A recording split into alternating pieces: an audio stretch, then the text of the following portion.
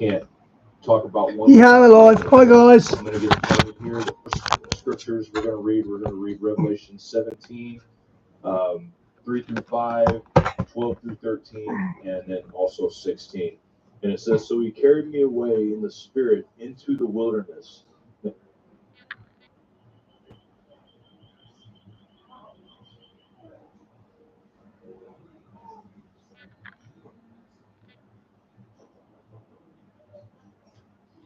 And I stood upon the sand of the sea and saw a beast rise up, rise up, rise up, rise up.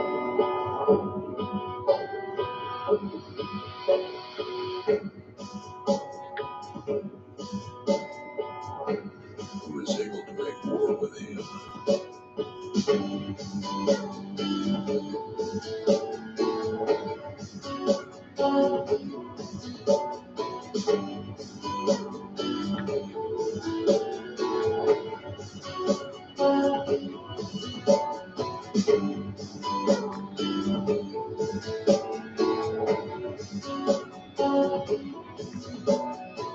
Hey, Diane. Hi, you bye. Good to see you. Hi, Bio.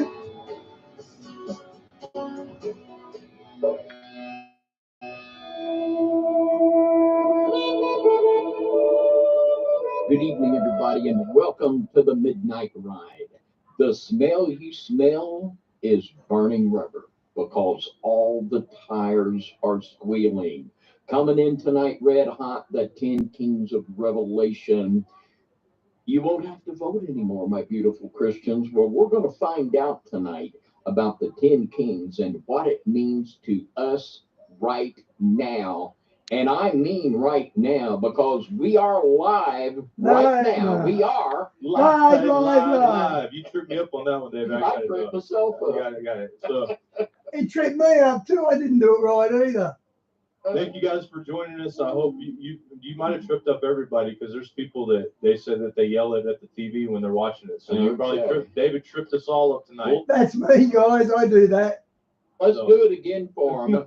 And we are now, yell it with us. Live. There we go. You guys get the idea. We are live. We're here. Hey, Charlie. Good to see you. And there's a lot going on in the world. There's no doubt about that. Inaugurations coming up. 2025 started out with a bang. Started with a burn, I guess you could say. So this has been interesting and a lot going on. So I'm excited to be with you guys, and I'm thankful that you chose to be with us here tonight. I mean, what a blessing. David, how's your week been? It's been fantastic. It has been super busy, but super blessed. So much going on, and what a great time to preach the gospel and let people know what's going on in the light of the Word of God. Oh, Phil, hi, mate. I missed you. Yeah, definitely exciting, man. It can be scary when you really, really dig down deep in it, because I know when I do these research on these shows, David, I get immersed, and just like you, immersed into what I'm researching, and it's just so shocking. It's so, and there's a lot of stuff that I can't even really talk about on YouTube, but there's just shocking things going on in this world, and it's easy to get downtrodden because of it. But like you said, this is actually exciting times. If this is a movie, we're getting to the interesting part. We're getting to the part to where hopefully the hero rises up and good things start happening. So, and along with bad things, but bad things have to happen sometimes for good things to take place. So I'm excited about talking about it. And like I said before, if you're interested in this kind of stuff, this is the place to just. Wow, Shawnee, I never saw that. That's pretty heavy if true. Subscribe. We appreciate that. Any links that you need to check out some of our stuff is there in the description. Also, FOJC Radio Underground Church on YouTube. David, let us know what you have going on tomorrow. Tomorrow night, 7 p.m. Central on our Underground Church YouTube channel, the Lizard King of Rama. So with Brian and I, it'll be a hoot, guarantee you. So join us for that. Very, very cool. I'm looking forward to hearing that. I know Brian was telling me about that, and I'm like, man, I've got to hear that one, because I've never really researched that subject at all. So I'm excited about it. Hopefully, you guys will be there with us tomorrow night, joining. I'll be listening, and I don't usually get in the chat, but I'll be there listening. So, anyways, David, anything else before we get started? Well, I tell you, this subject tonight, we've done shows on it, more than one, and the more you dig into something like that, the deeper more layers of truth you see. So I'm just excited. It is just, it's going to be frosty. So let's get rolling. Let's ride. That's the only thing left to say. Let's ride. Let's do it. Let's do it. So, guys, I'm going to start out with this subject, and I've heard this subject talked about for many, many years. I'm talking since I was a child. I remember hearing when I'd go to revivals or I'd go to prophecy conferences, whatever, I would hear people talking about these 10 kings and the Antichrist and this beast kingdom that's going to rise up. And at the time, I really had no reference to understand anything about what was going on. Gigabyte, he done that on his campaign, worked at McDonald's.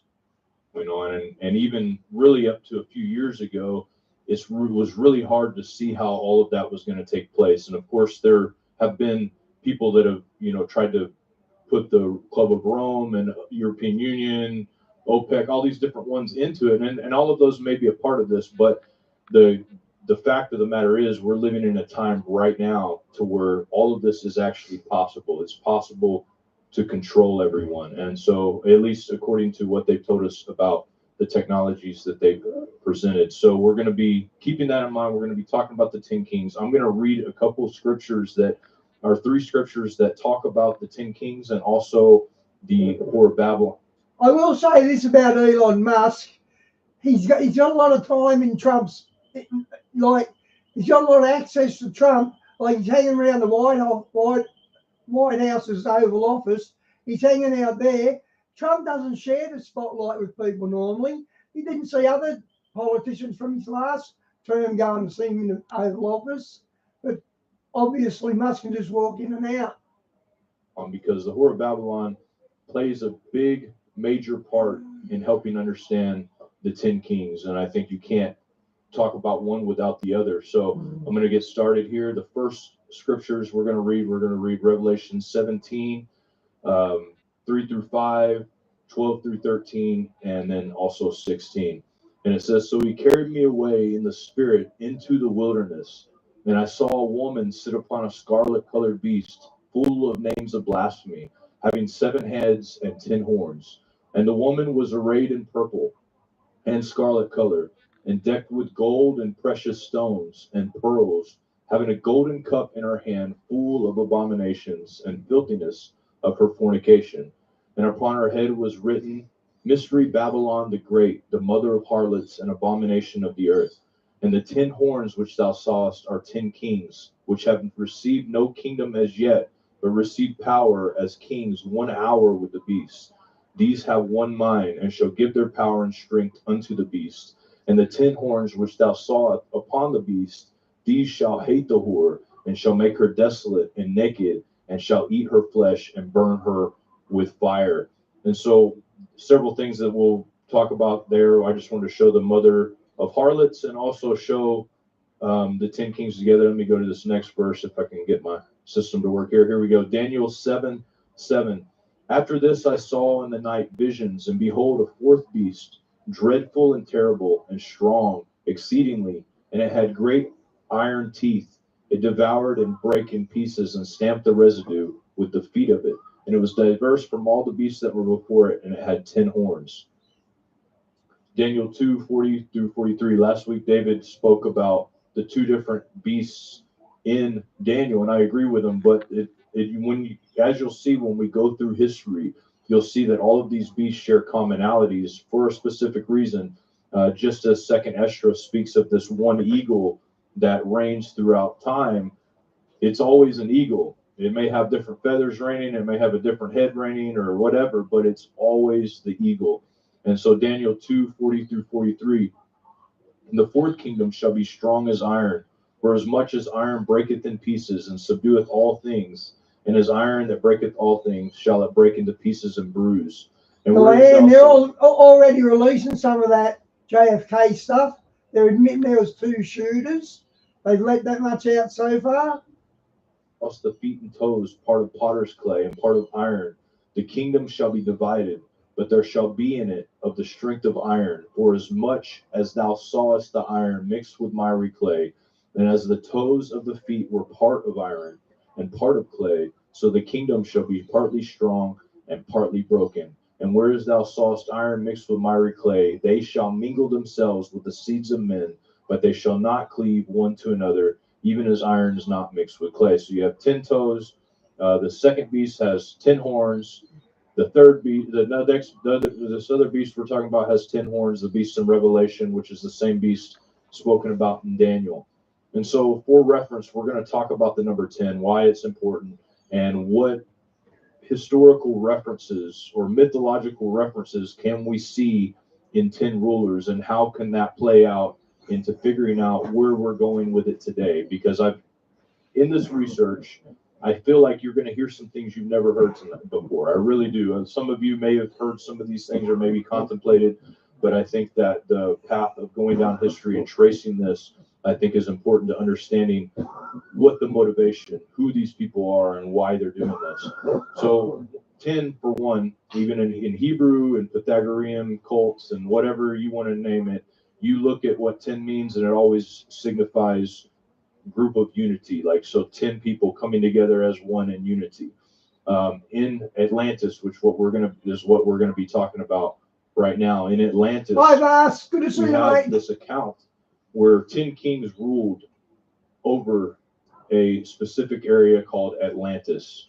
And so we're going to delve into Atlantis, think about that, and see what this means, because I think that if we can understand the workings of Atlantis and what that meant and what that dominion meant, then we can understand how things are going to play out here in the future. And so I'm going to read from The Secret Teaching All Ages by Manly P. Hall. And he covers Atlantis. He covers from the Plato side of it and also other people who have researched in Atlantis. I'm going to be reading from page 34 here in this book. So it says, with the trident scepter of Poseidon, these kings held sway over the inhabitants of the 7 small and the 3 great islands comprising Atlantis. Philosophically, the 10 islands symbolize the triune powers of the superior deity and the 7 regents who bow before his eternal throne. If Atlantis be considered as the archetypal sphere, then its immersion signifies the descent of rationale, organized consciousness into illusionary, impermanent realm of irrationality, mortal ignorance. So it also goes to the sinking part of it, and Atlantis talks about the biblical account with that. When we see Atlantis, we see the biblical account of a flood. Okay, so he goes on to talk about that. There's another excerpt in here I want to read. It says, these Atlanteans established themselves in Egypt, where they became its first divine rulers. Nearly all great cosmological myths forming the foundations of various sacred texts of the world are based upon Atlantean mystery rituals. So what he's saying here is Atlantis was founded, it was ruled by Poseidon, which was a water god of sorts, and it was ruled with a trident. He's also saying that some of these Atlanteans survived and passed this information on 2 generations thereafter, and that's very obvious when we see the stories that take place throughout all civilizations. You have a creature, the amphibious type creature, who comes out of the water and teaches people, and a lot of people would subscribe these to be the Atlanteans. I'm going to read from another book here called The Akkadian Account of Genesis, and this is I'm going to read this from page 39.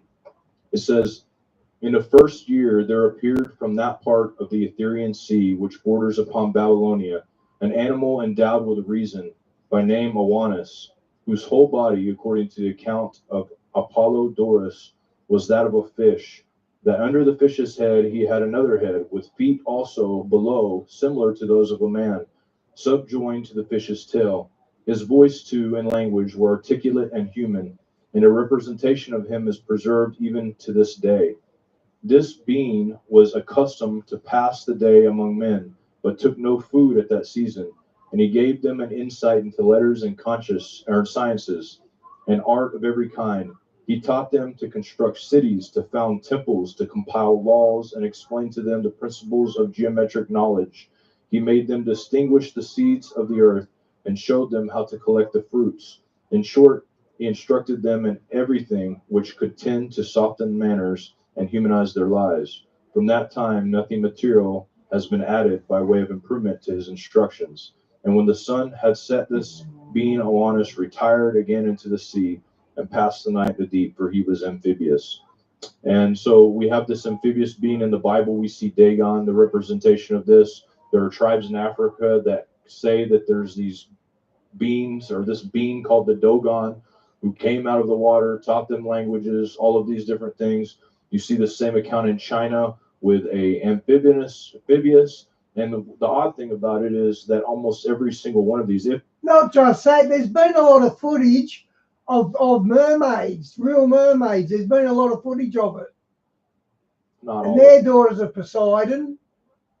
of them, everyone I read accounts of these fish-like beings, these amphibious fish-like beings that come out of the ocean, are also androgynous, which is something to think about there. David, did you have anything to add about Oannes? Oh, that looked great. A tranny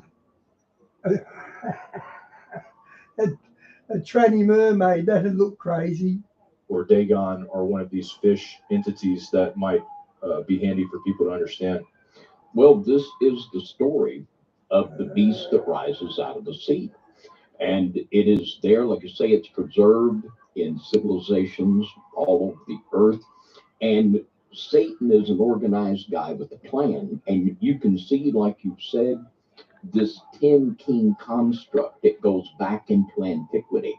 And there's a pattern and organization to this, and it's discernible.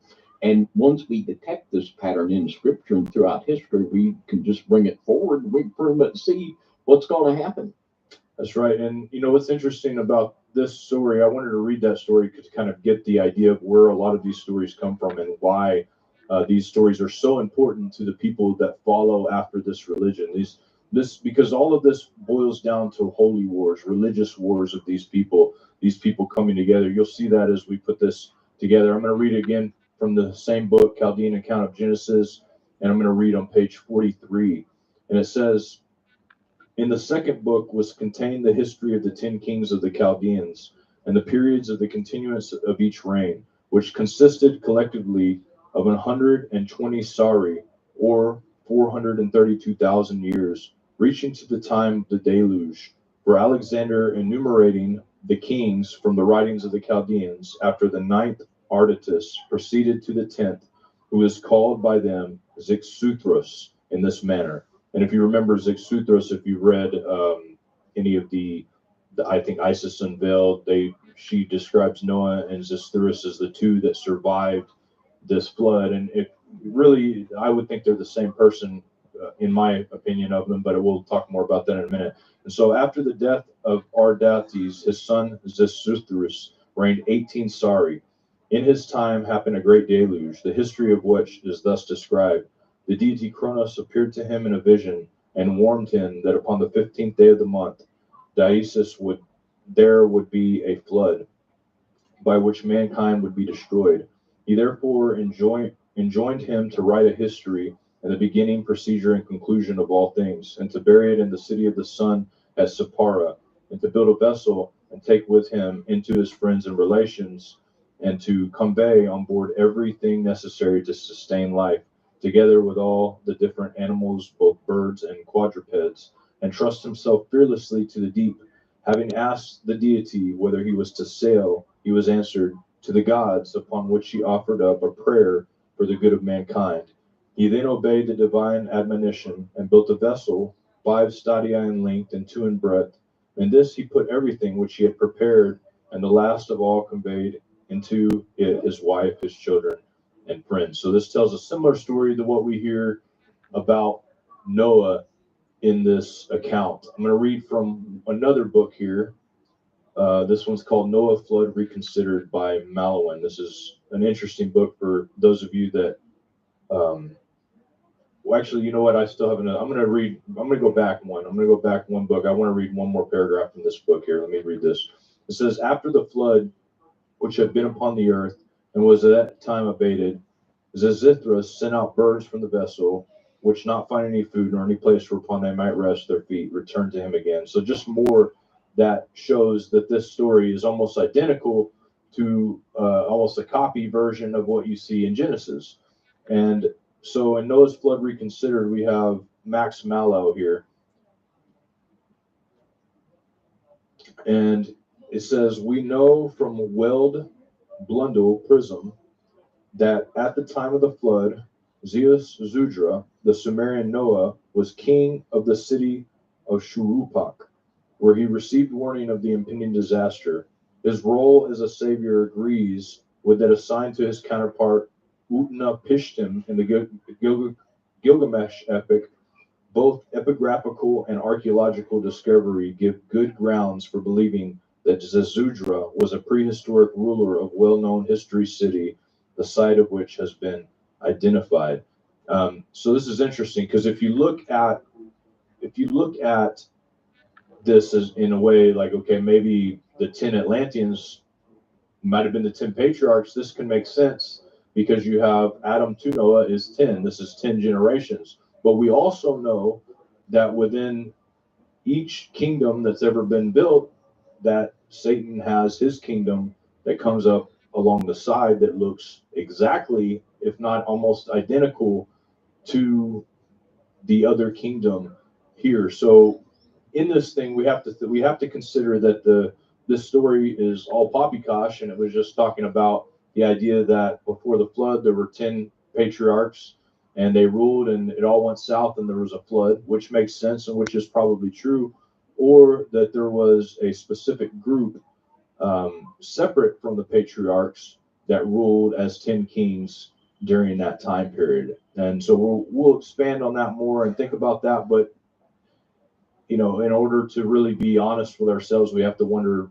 maybe this is actually the patriarchs we're talking about and not possibly the gods. But at the same time, when we look at the stories in Genesis, we see that there were entities that actually did interbreed, and they did have children, and they did have kingships and bloodlines that still continue to this day. So keeping all that in mind, David, do you want to add anything to that before that? I know that in Gilgamesh it's clear that Utnapishtim is probably Noah or somebody like him. He's the one that was around before the flood, and he's the only one that he would have been the patriarch, the oldest man that ever existed. So what do you think about that? Well, I have no doubt that Satan is the great imitator. He chose the number 10 because of the 10 patriarchs. God was going to build the Israel of God, so he's going to build the counterfeit. And he imitates it. We've seen it so many times, and I am fully persuaded of that. Agreed. So this next part, guys, I'm going to be talking about this. I'm going to go into some history here, because I think it's really important that we understand this before we understand Roman kings, any of these things. Okay. So as I was thinking about this subject, this was a few days ago, I wanted to go through it, but I didn't want to go in it with no real new thought onto any of this stuff and like why or how do I link these people, all of this. So I prayed before I did this broadcast. I prayed, and as I was praying in my mind, I remembered this picture that I saw of Mark Zuckerberg, and in the picture he was wearing a black shirt, and then here's the picture here. He's wearing a black shirt that says Carthago Delinda EST. Okay, and what that means is Carthage must be destroyed, and it was pronounced by Cato the Elder of the Roman Republic.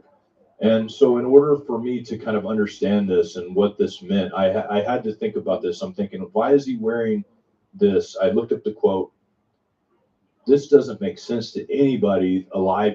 Carthage worshipped Baal, B-A-A-L. That's who Carthage worshipped Today, unless they understand that history and it means something important to them. This is over 2,000 years ago that we're talking about here. So of course, you know me, I had to do the research. I had to look in, I had to do every bit of research I can find on the subject and what that meant. So Carthage, for those of you that don't know, Carthage was a Phoenician state. It was one of the most wealthy Phoenician states and the most thriving Phoenician states at one time, especially when Assyria was going through demanding tribute from everybody, slaughtering people along the Levant. This was an area of great trade. I mean, the people from all over the world were coming here. It was For those of you that don't know where Carthage is, we're talking Tunisia, I believe is the name, but right below Sicily in Africa, this is where Carthage was. It was all along this area. In this, let me bring it back to this picture real quick here. These are real pictures, by the way. This one on the left, I didn't know if it was real. I thought maybe it was an AI picture, but this is actually Mark Zuckerberg and Bill Gates sitting together in a house that has tiny furniture for some reason or another. So Mark Zuckerberg's been so fascinated with the Roman Empire. He's even talked about, him and Elon both, if you remember, talked about the Roman Empire, or how often they think about the Roman Empire. They were part of that fad that was going around. So here he has a shirt that it says "At Zuk at Nihil," and the actual saying is "At Caesar at Nihil," which means either Caesar or nothing, to reference Augustus. And this is more than just symbolic, and you're going to see later on as we go. So you see this fascination we're on. You see these sayings that mean things. They're actually important sayings that we'll find out more about as we go on. But in order to understand Carthage and understand why it must be destroyed, or why it needed to be destroyed, we need to understand the Punic Wars. And so this right here is a map of where Carthage had territory, and you see all the way down through Tripoli, all the way up into Spain, which is called Iberia at one time, and even past that. If this map would show up near where England is now, you would see trade routes going up to England and even out further, going all the way back. If you go back further to the right in the Mediterranean, over here you have all the way back to Lebanon, you have Israel, you have all of these mass trading ports that would have been around Cyprus and all that back then, that they would have had control over at the time. And during this time period, you have Rome, who is starting to, I guess, grow its feathers.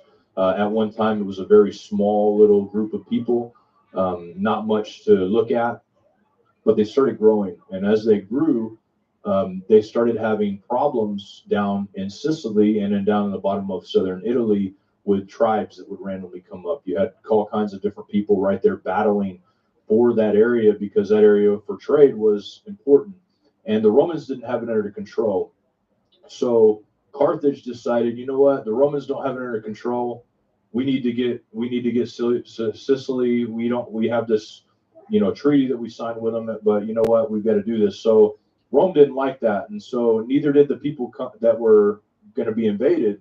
So Rome actually joined forces with the people that Rome was battling before, and decided to fight Carthage, and this started the Punic Wars. This was a series of wars that lasted, from 241 BC to 238 BC. So you're talking, 20 some odd years, 30 years, whatever, of fighting between the Punic Wars. Not good with math, so help me out here, but something like that. This is just 264 to 201. I'm sorry. So you have about 60 something years here of fighting through three Punic Wars. First Punic War, Second Punic War, a lot of the power was shifting. It was just a battle, constantly people losing. Carthage, the way they operated was they didn't have their own kind of standing battleground there in Carthage, because they felt safe.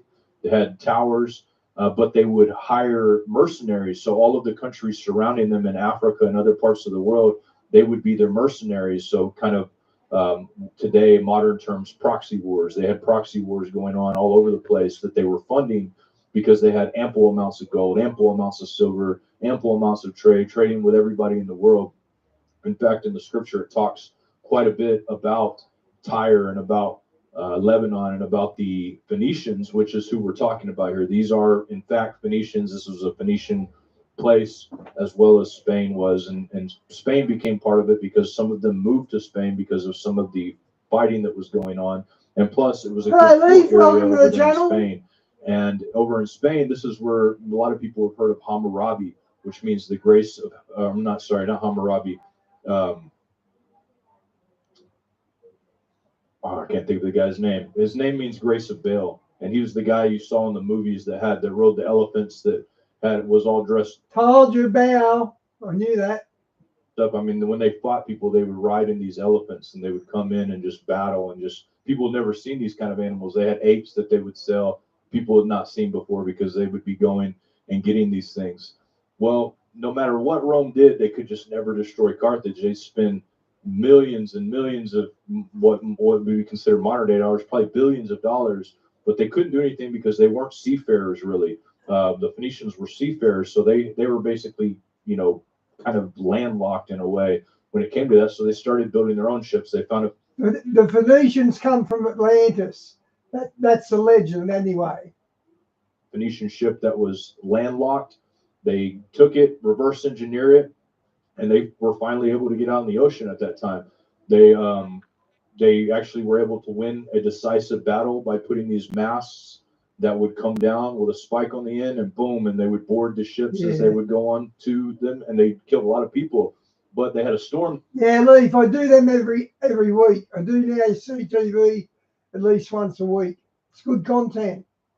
That happened not too long after that, and because they were top heavy, some historians say that they lost hundreds of thousands of men, and there's 60,000 plus men, and so they didn't use those anymore after that. So they stopped winning a lot of ship battles after that. That was kind of their reign in ship battles at the time. So at the time, the battle chant during the Third Punic War was Carthage must be destroyed. The ruler of Rome at the time went to Carthage, and he couldn't believe how nice it was. He's like, how he was just this jealousy, the eye of jealousy came upon Rome, and also the fact that they controlled all the trade. They controlled the trade. They controlled all the monetary stuff. They were, in order for Rome to flourish, Carthage had to be destroyed. And so I want to read one more thing before I give you guys my point. I'm going to read this from, I don't know if this slide is actually in the right place or not. Let me look here before I actually see this. Okay, no, the slide is not in the right place, but I do need to go back to it. Okay, so Carthage, in my opinion, in my opinion, what Mark Zuckerberg is trying to say here is that Babylon must be destroyed. I believe that we're talking about Rome again, this Roman idea, and I'm going to prove to you and show it to you that Carthage is in fact mentioned in the scripture and is in fact a form of Babylon that was destroyed at one time, and also with a flood. And I think, David, at one time you talked about this before when Tyre was destroyed, and it talks about it being destroyed with a flood. And we're going to discuss that and look at that in context with this possibly being related to Atlantis. Now, this Carthage that we're talking about is not Atlantis, okay, because this is post-flood. The Tyre, the Atlantis that I'm talking about was actually pre-flood here. I'm going to reach page 345 of this book called Syria and Lebanon, Lonely Planet. And it says, according to the myth, let me show you the cover of this book. It says, according to the myth, the northern African city of Carthage, New City, was founded in 814 BC by Tyre's princess Elisa, commonly known as Dido the Wanderer, who escaped after a power struggle, and her brother Pygmalion with a fleet of ships. So this is the lore on how this was started. I think that if we look at this lore in basis of who they were, the gods they worshipped, and their historical data, we can see that, in fact, they are Phoenicians. That was a little out of place too, but I'm going to read here. So also the location within Atlantis, the power structure was very similar. A lot of people would theorize that the Phoenicians were actually, some of them were surviving Atlanteans because of the way they understood ship travel, they understood trade, and Told ya. they understood mathematics, they understood language, they understood all of these different things. Even dye, they were known for their purple dye. And I'm just going to read this here. Actually, you know what? I'm going to save this for another spot here that I think it'll be better. I apologize, guys. Sometimes when I do my PowerPoints, I get excited and throw slides where they shouldn't go. So it is what it is. So this is another map, out of place map that I have here, but this shows the construction of Carthage. this is it was almost like Atlantis the way it was shaped, and this is modern day up here in the top right picture. This is modern day Carthage. This is the remnant of what it used to be, but it was shaped in this circular fashion. Ships would go in and out. A very important port where thousands of ships would go to all the time. And here's another map that shows some of the trading ports. This is a better map that goes all the way. It shows even Israel and Sicily, Crete, all of these things. You'll see that their area of control, their trade routes were very vast. So I'm going to read this verse in Ezekiel 27, 32 through 36, so we can get an idea of what we're talking about here. And it says, "And in their wailing they shall take up a lamentation for thee, and lament over thee, saying, What city is like Tyrus, like the destroyed in the midst of the sea? When thy wares went forth out of the sea, thou filledst many people, thou didst enrich the kings of the earth with the multitude of thy riches and of thy merchandise. In the time when thou shalt be broken by the sea in the depths of the waters, thy merchandise and all thy company in the midst of thee shall fall. All the inhabitants of the isles shall be astonished at thee, and their kings shall be sore afraid, and they shall be troubled in their countenance. The merchants among the people shall hiss at thee, thou shalt be a terror, and shalt never be any more." Now I'm going to show you the comparisons of Ezekiel 27 and Revelation 18 that prove that they are a form of Babylon, and Babylon is a consistent creature that continues to ride the beast. And it says, "And say unto Tyrus, O thou that art situated at the entry of the sea, which are a merchant of thy people for many isles, thus said the Lord God, O Tyrus, thou hast said, I am perfect beauty. Thy borders are in the midst of the seas, thy builders have perfected thy beauty." In Revelation 18, it says, "For all nations have drunk of the wine of the wrath of her fornication, and the kings of the earth have committed fornication with her. And the merchants of the earth are waxed rich through the abundance of her delicacies." Ezekiel 27, 27. "Thy riches and thy fares, thy merchandise, thy mariners, thy pilots, thy caulkers, thy occupiers of the merchandise, and all thy men of war that are in thee, and all thy company which in the midst of thee shall fall in the midst of the seas in one day of thy ruin." And here's Revelation 18, 10. "Standing afar off with fear of her torment, saying, Alas, alas, the great city Babylon, that mighty city, for in 1 hour is thy judgment come." There's a few more, Ezekiel 27 and 28 through 32, and Revelation 18, 15 through 19. I'm not going to read all of them. I'm going to point out the comparisons. You have the crying and weeping of the merchants and the people. You have the people making themselves bald with sackcloth and weeping for bitterness. The same kind of stuff is said over here. And then what city is like Tyrus in verse 32 and verse 18? "And they cried, and they saw the great smoke of her burning," in Revelation. "What city is like unto this great city? And they cast dust on their heads," like in verse 31 of Ezekiel chapter 27, verse 31, and Revelation 18, 19. So a very similar outcome and a very similar culture as Atlantis here. So interesting, David. I can see, and Shawnee, they're shutting down because they know what's coming. I can see it in your eyes. You got something you want to say, so I'm going to give it to you for a second. Well, there are just undeniable connections between, as you so well pointed out here, between Ezekiel 27 and Revelation 13, an undeniable connection looking forward to Babylon. And in the previous chapter, in Ezekiel 26, there's an undeniable connection to the ancient past. And I really like the picture there of modern Carthage. It just looks like Atlantis. Of everyone that's ever seen any drawings of Atlantis, it just visually brings that to your mind. But in the 26th chapter of Ezekiel, the 15th verse, "For thus saith the Lord God to Tyrus, shall not the isle shake at the sound of thy fall, when the wounded cry, when the slaughter is made in the midst of thee?" And in verse 19, it says, "For thus saith the Lord God, when I shall make thee a desolate city, like the cities that are not inhabited, when I shall bring up the deep upon thee, and great waters cover thee." Now, in the known history of Tyre that we know, Nebuchadnezzar conquered it in the same time when he took Jerusalem, 586 BC. Took him 14 years, but he took it after 14 years. And then Alexander the Great also conquered Tyre, and he did it by literally building a causeway. Tyre at that time was off an island right off the shore there, and he built a causeway to there and literally went and took it. It was a great loss, but he did. Never in history, in known history, has Tyre ever been destroyed like this. Yeah. So there's every indication here. And like in the cherubim, the king of Tyre in 28, their Tyre is taken and all the way back to Eden. Yep. So Tyre is used as a symbol of Babylon forward and back. It's one of those biblical code words and very important. And it is just really a profound connection here to think about what these guys are saying. I think now we're kind of getting inside their head a little bit. I think so. And to back up what you're saying with scripture, you said 14 years.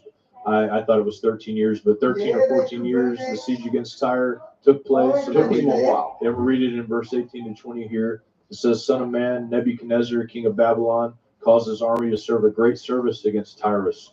Every head was made bald, every shoulder was peeled, yet he had no wages, nor his army for Tyrus, for the service that he had served against it. Now let me stop right there. This tells me something very important when I read this. It tells me that their head got bald. It means they went into war. Probably a young man came out. Yeah. Their shoulders were bare from the burden. Yeah, leave Cat. We're not on board with everything they say. They believe in a flat earth. I'm a globist, but their flat earth doesn't bring salvation. It's not a salvation issue, so you can let that one slide. Yeah, we don't agree with everything they say either. They had to carry. But this is something really interesting to me. It said, yet they had no wages. Tyre was known to be one of the most wealthy cities in the world, having the most gold and everything. So where did all that go? Interesting. And it says, therefore, thus said the Lord God, behold, I will give the land of Egypt unto Nebuchadnezzar, king of Babylon. And he shall take her multitude, and take her spoil, and take her prey, and it shall be the wages for his army. I have given him the land of Egypt for his labor, whereas he served against it, because they wrought for me, saith the Lord God. So they didn't get any treasure. I thought they were imaginary friends. They didn't get what they came for as far as that goes. They did put a good whooping on them, but they didn't get their treasure. So where did that treasure go? And to speak more to what you said here, David, I'm going to read about the prince of Tyre and the king of Tyre, so you can get an idea of what kind of people we're dealing, or what kind of things that we're dealing with here. Ezekiel 28, 2-5, it says, Son of man, say unto the prince of Tyrus, thus saith the Lord God, because thine heart is lifted up, and thou hast said, I am a God. I sit in the seat of God in the midst of the seas, yet thou art a man, and not God. Though thou set thine heart as the heart of God, behold, thou art wiser than Daniel. There's no secret that they can hide from thee. With the wisdom and with thine understanding thou hast gotten thee riches, and hast gotten gold and silver into thy treasures.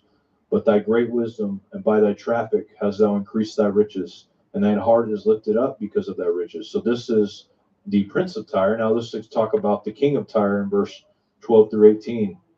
It says, Son of man, take up lamentation upon the king of Tyrus, and say unto him, Thus said the Lord God, Thou sealest up the sum full of wisdom and perfect in beauty. Thou hast been in Eden, the garden of God. Every precious stone was thy covering. Thy sardius, topaz, and diamond, the beryl, the onyx, the jasper, the sapphire, the emeralds, the carbuncle, and gold. The workmanship of thy tabrets and of thy pipes was prepared in thee in the day thou wast created. Thou art the anointed cherub that covereth, and I have set thee so. Thou was upon the holy mountain of God. Thou hast walked up and down in the midst of the stones of fire. Thou wast perfect in thy ways in the day that thou wast created, till iniquity was found in thee. In other words, Leaf, we don't believe everything they say. Not just them, any channel. We're very fastidious on the word there. If it's blasphemy, we don't watch it anymore. And there's been a few channels that have blasphemed, and we got rid of them. By thy multitude of thy merchandises they have filled the midst of thee with violence, and thou hast sinned.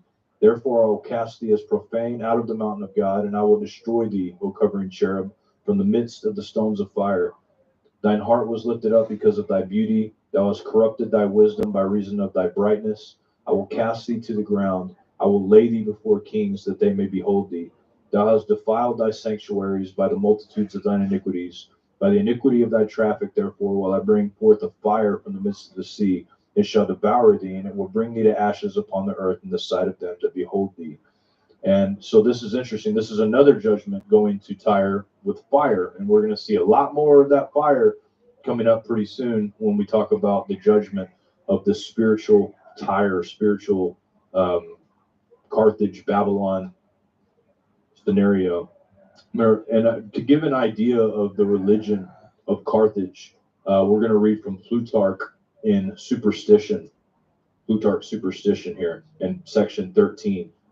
In section 13 it says, but with full knowledge and understanding, they themselves offered up their own children, and those who had no children would buy little ones from poor people. And I don't want to say this stuff because it's pretty rough, but they would basically end them by cutting on their throats. And there were lambs and young birds that they would use as well. Meanwhile, the mother stood by without a tear or moan, but if she did utter a moan or a single tear, she had to forfeit the money they gave her, and her child was sacrificed anyway. And the whole area was filled with loud noises, flutes, and drums, so the cries of the people could not be heard. And we know that the Canaanites, this was their worship. This was the thing that marks who they are when you see them throughout the world. Another history that I read about this was at one time they basically stopped sacrificing their children altogether. And so what they would do, they created a trade around getting the poor people's children, and the poor people didn't like it anymore. Those commoners, they got PO'd, they were done with it, and they surrounded. There was like a civil war that happened, all kinds of stuff. And the actual nobles in that town, they sacrificed 200 of their highborn children, and then some of them even killed themselves because they didn't know what to do. Like they were just completely freaked out. This is how much this was part of it, because they believed when times were bad, the only way to get the service of their god, which was Moloch, sometimes known as Hercules, but MOK, Moloch, Hercules were often one and the same, because the Greeks would worship Hercules, the Punics would worship Hercules. Punics, another name for Phoenician, comes from the word, comes from the phoenix, this is where you even get the word fornication. It's really interesting that this word supplies all of these different things. So their religion wasn't so hot. This is the Tanit, the maritime goddess. This was their primary goddess of this, and actually Leif, you wouldn't catch us dead watching Copeland. We watched when people mock him when he done that COVID virus thing and someone put music behind it. We love watching him getting mocked. But as for learning from him, he's got nothing we need to hear. We know the Bible better than him. Their symbol was based off on their flag, and on their tombstones was based, or the truth at least, off of Tanit, the maritime goddess. As you can see here, this is a statue of the goddess Artemis, which is the version of her in the Vatican. You can see the arms are pretty much the same, but she at one time she was actually considered, before being considered a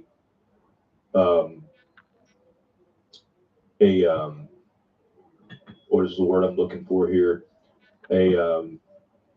Not a sex deity, but a fertility goddess. She was known as a maritime goddess, a mariner goddess, and also the one who helped coronate and get the kings into place. She was very important because she was basically the one that kind of conducted the affairs of getting kingships and buying and trade along the oceans. This is over here in Oak Island. You see this guy looking at this thing. They believed that it was possibly Tanit symbol found in Oak Island. They attributed it to the Knights Templar. And then here is a Punic coin featuring Tanit, minted in Carthage between 330 and 300 BC. You can see the dolphins and stuff surrounding her, as well as the kind of anchor earrings.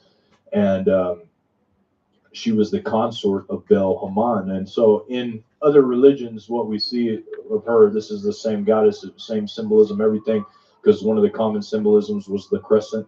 Also followed by the symbol of the cross, I believe it's called the Ankh symbol. Here you see the ancient Egyptian goddess Isis, the wife of Osiris, And then over here is the Phoenician steel on the right-hand side, showing the similarities in the connection. If you look at the picture behind Isis here, you'll see that she's often depicted with the crescent either this way or the other way, both times. And then here next to her, she has the child with the trident here, connecting these entities.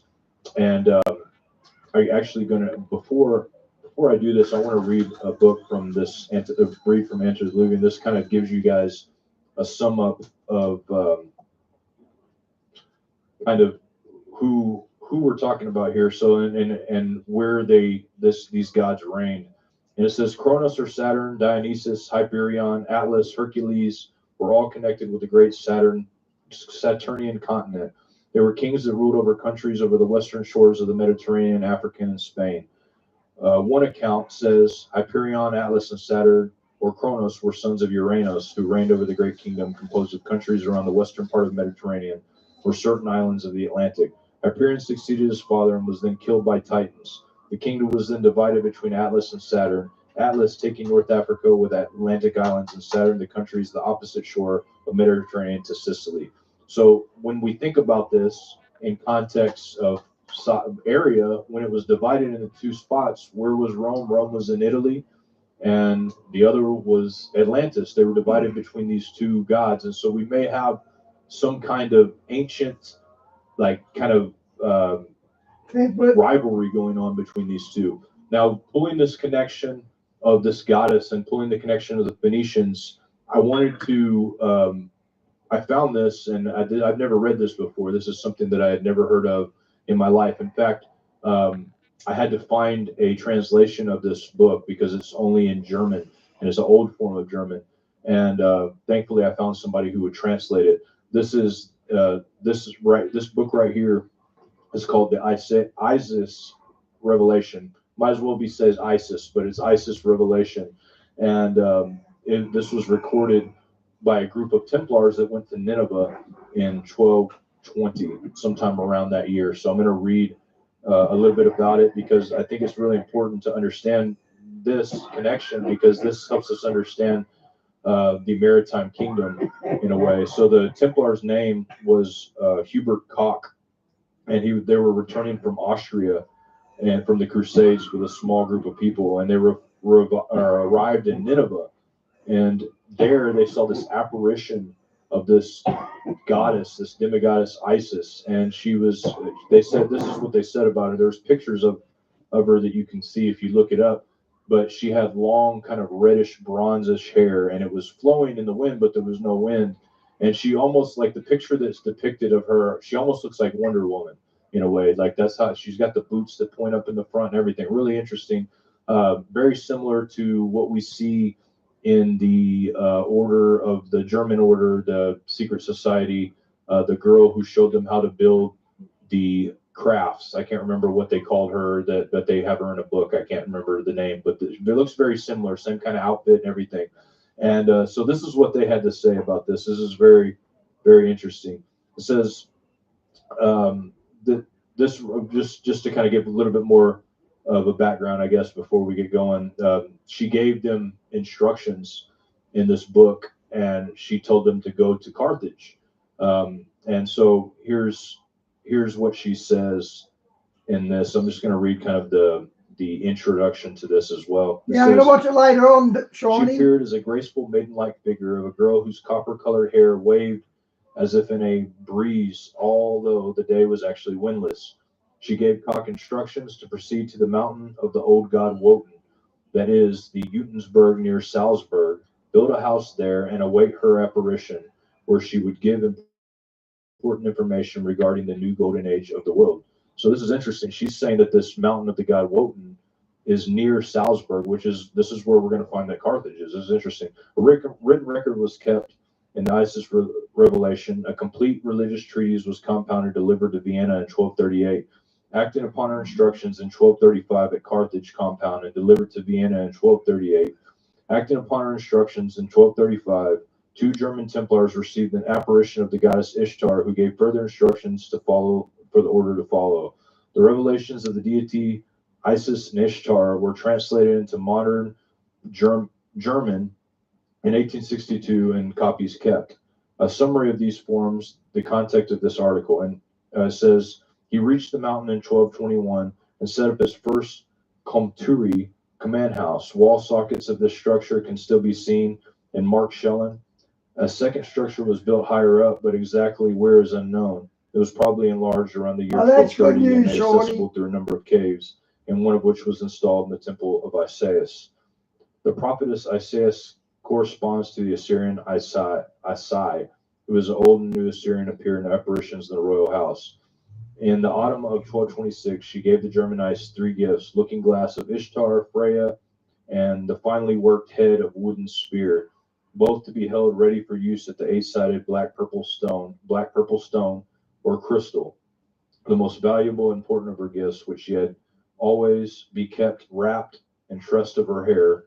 And in this book, it talks about women's hair and their binding magical powers, and it had to be maintained in the mountain.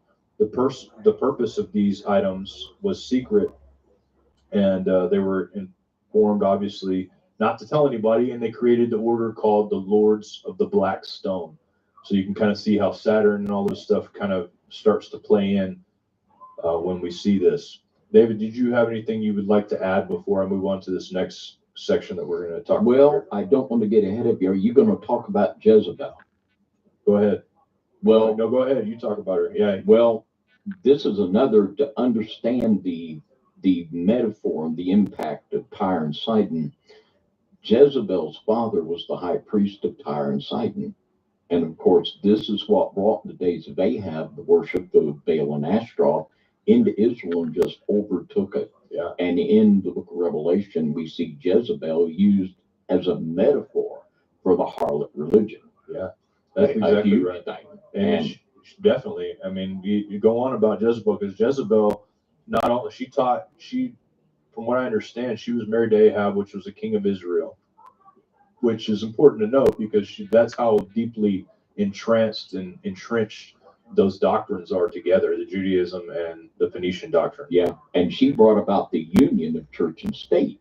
And the Bible talks about the prophets that ate at Jezebel's table, and she used government to take over religion to Yeah, establish Sean, you that got to keep the fluids beast up, system don't you? within Israel, and it's used metaphorically during the book of Revelation. And it's interesting because government is one of the main sciences that these people operate. Every time these fish came out, they would teach them the laws. They teach them government. You have to, this is one of the key cornerstones of these people is these forms of government that they form. Yeah, and like we were talking last week, the revival of the Holy Roman Empire, the concept of the papal control of the kings.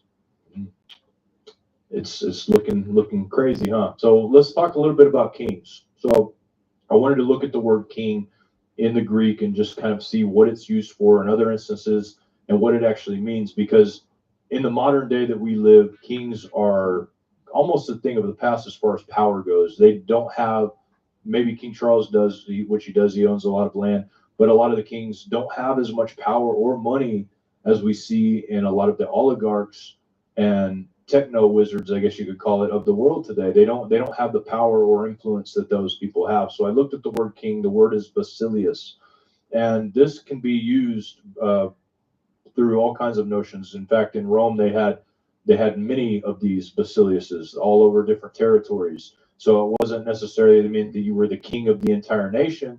It means you were a king of certain territories. And that's why this is important to understand the government of these places, because this is the same exact kind of government that we're going to see that was instituted in Atlantis, that you said, David, they probably instituted in Israel. They probably instituted it everywhere. In the United States is another place. But this same kind of government is going to be used in this final beast, because this is the MO of the beast. This is modus operandi. It operates like this. These numbers are important to them, important to everything. I mean, really, in all honesty, numbers, we can't even control any of the things that go on as far as in the world. And we see that there's connections with a lot of things that happen through numbers, through dates, through everything. And it's something that we can't fathom. I can't fathom. I don't understand it. I don't understand why everything's encoded, but it's amazing how it is nonetheless. And thankfully, God's given us the eyes to be able to see that. So I'm going to read this again, having this understanding. We're going to talk a little bit about this. And keep in mind that these 10 kings, when we read this, you're going to see that they don't have to have land masses to be the king. It doesn't say that they're going to be given a land mass or anything like that.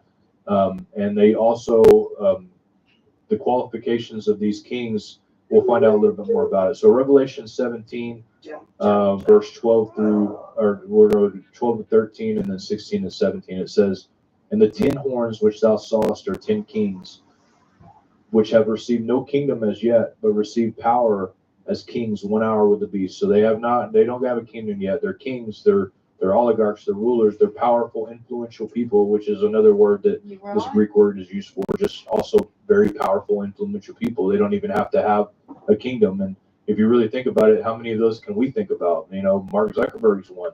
He's got a lot of power. He can basically has control over so many people, what they see. Elon Musk is another one, has control over everything people see.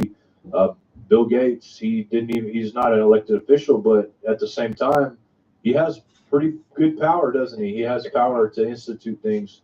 And so we see a lot of these people going on. So going on, it says, "These will have one mind." This goes into this 10 kings concept, 10 having unity, 10 amongst them. In Atlantis, there were 10 kings, and they were twins. There were 5 sets of twins, so 10 of these kings. It says they'll have one mind, and they'll give their power and strength into the beast. "And the 10 horns which thou sawest upon the beast, he shall hate the whore, and shall make her desolate and naked, and shall eat her flesh and burn her with fire." Now, all of this stuff that we've been discussing about how Rome and Carthage, and this Carthage must be destroyed, in order for these kings to be able to get their power, they're going to hate the whore, because the Bible says that this whore rules the kings of the earth, literally rules these kings. This whore is so powerful that the kings of the earth and the entire beast system, for that matter, she's riding it, denotes that she's on there and she's turning it, she's moving it, she's able to control this beast. You don't ride a beast unless you can control it. You don't ride a horse unless you can control it. She rides it and she controls this beast. And these 10 kings that pop up out of this beast do not like her, and they burn her with fire. And it says, "For God hath put it in their hearts to fulfill his will, and to agree and give their kingdom unto the beast, until the words of God shall be fulfilled." So when we start seeing this kind of stuff, we start seeing tech billionaire war woke going targeting workers. You can go on any news forum in the world, and you're going to see articles just like this. And Biden's talking about the oligarchs, tech giants. Bill Gates said he met with him at Mar-a-Lago. He's impressed with him. He said other things too that I don't even want to talk about tonight that irritate me. He says he's having an inauguration. His guest list includes tech titans Zuckerberg, Bezos, and Elon Musk. He has a lot of people in his cabinet that are very interesting people, more billionaires in his cabinet than anyone else. I believe 13 or 12 is how many billionaires he has in his cabinet that he picked. So this right here, this idea of oligarchs, these tech companies ruling, is not a new idea. If you guys watched the broadcast a few weeks ago that we did about Elon Musk, you're going to remember a little bit of this because Elon Musk's grandfather, Joshua Haldeman, was in fact a member of the Technocrat Party in Canada, and he was a very avid member. In fact, even arrested at one point because of it. And you're going to see in this next video that I'm getting ready to play for you the same rhetoric of the Technocrat Party back then being used by Elon Musk. And to quickly explain technocrats are basically the idea of the technocratic. I've read the Technocratic magazine and all of the original writings. The idea behind it was changed a little bit, but the concept's still the same. The technocrats, the scientists, the people who are leaders in the field that understand that they're the rulers. You don't elect them anymore. They're the rulers. They make the decisions for the rest of the world, how much you eat, how much energy you consume. There's going to be energy credits. There's going to be universal income. There's going to be all of these different things. This was talked about a long time ago. This is nothing new. So this video I'm going to show you is by a lady named Really Graceful on YouTube. It's the first time I come across her video. she did a really good job explaining it. We did a whole video about it. She was able to condense a lot of this information into a fairly short segment. I think you'll enjoy it. And I really think you guys will get something out of this to help kind of understand exactly what I'm talking about here. Okay. Are we facing the dawn of a new age?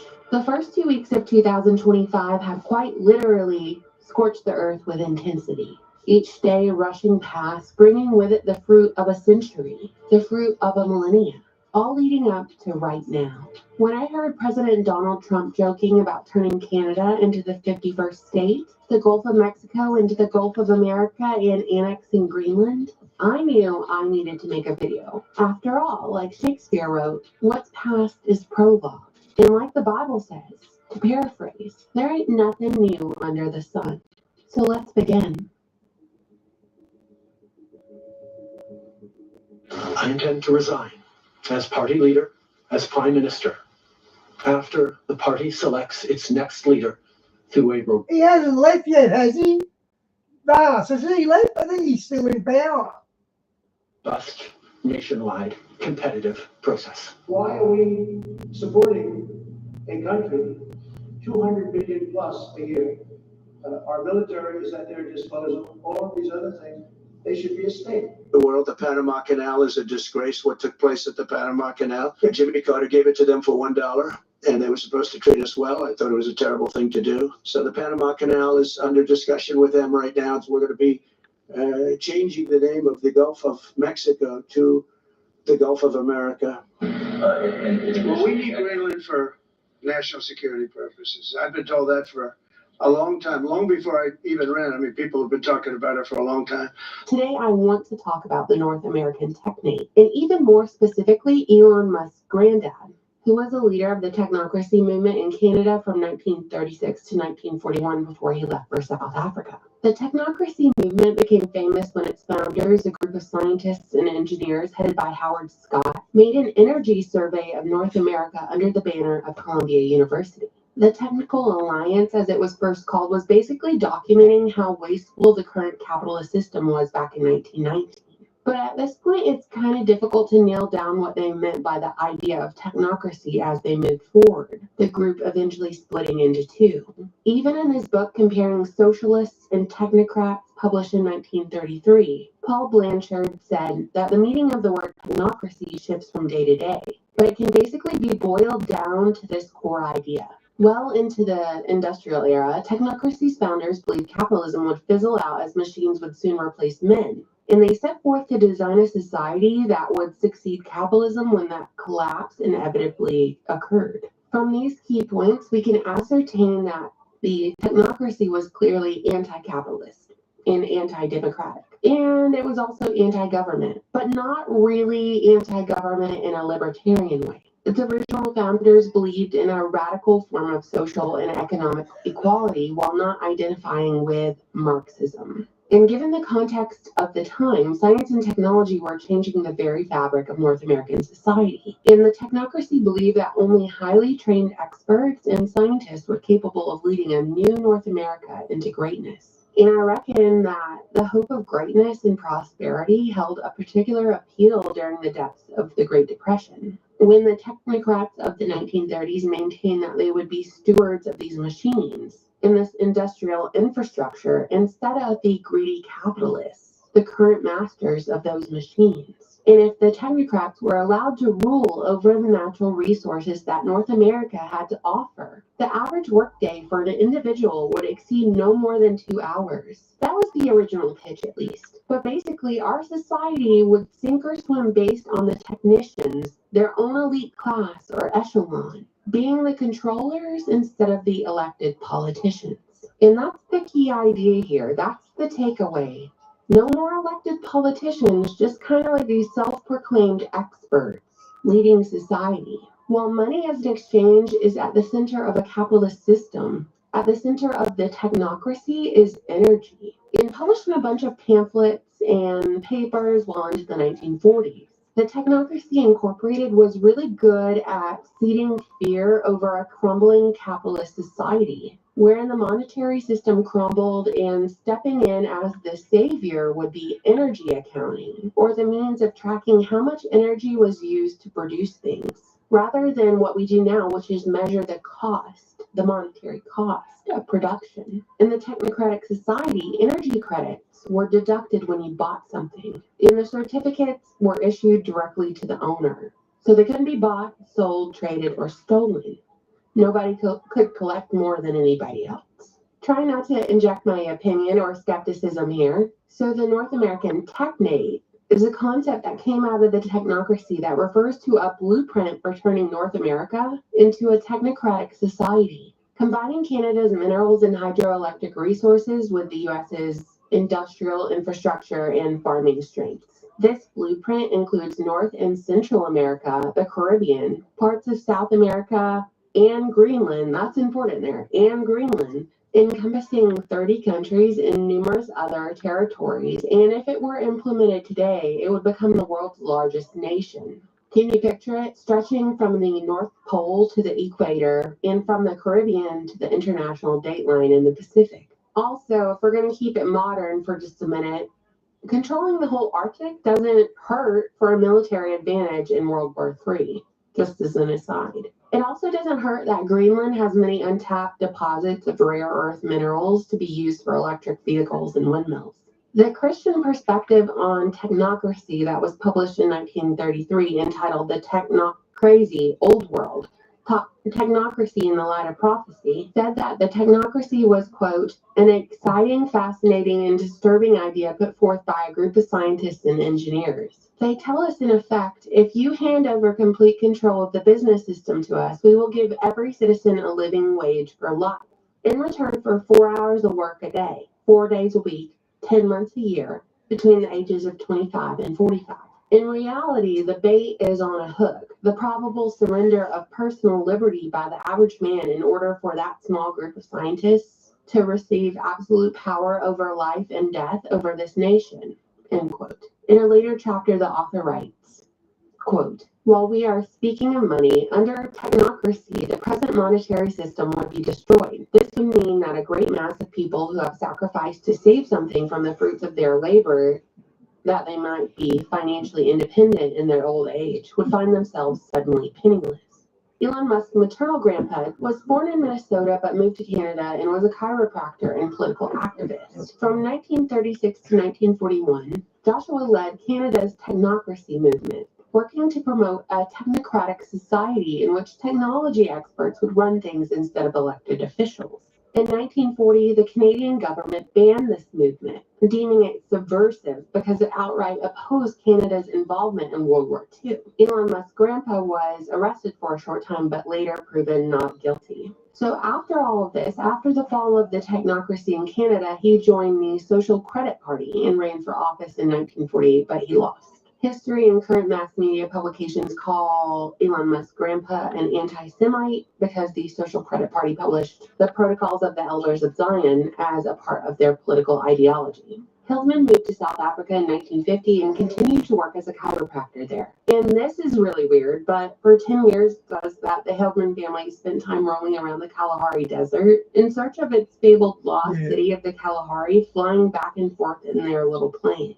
In 1971, Hildman's daughter May gave birth to his first grandson. The boy's name was Elon Musk. 3 years later, Joshua Hildman died in a plane crash.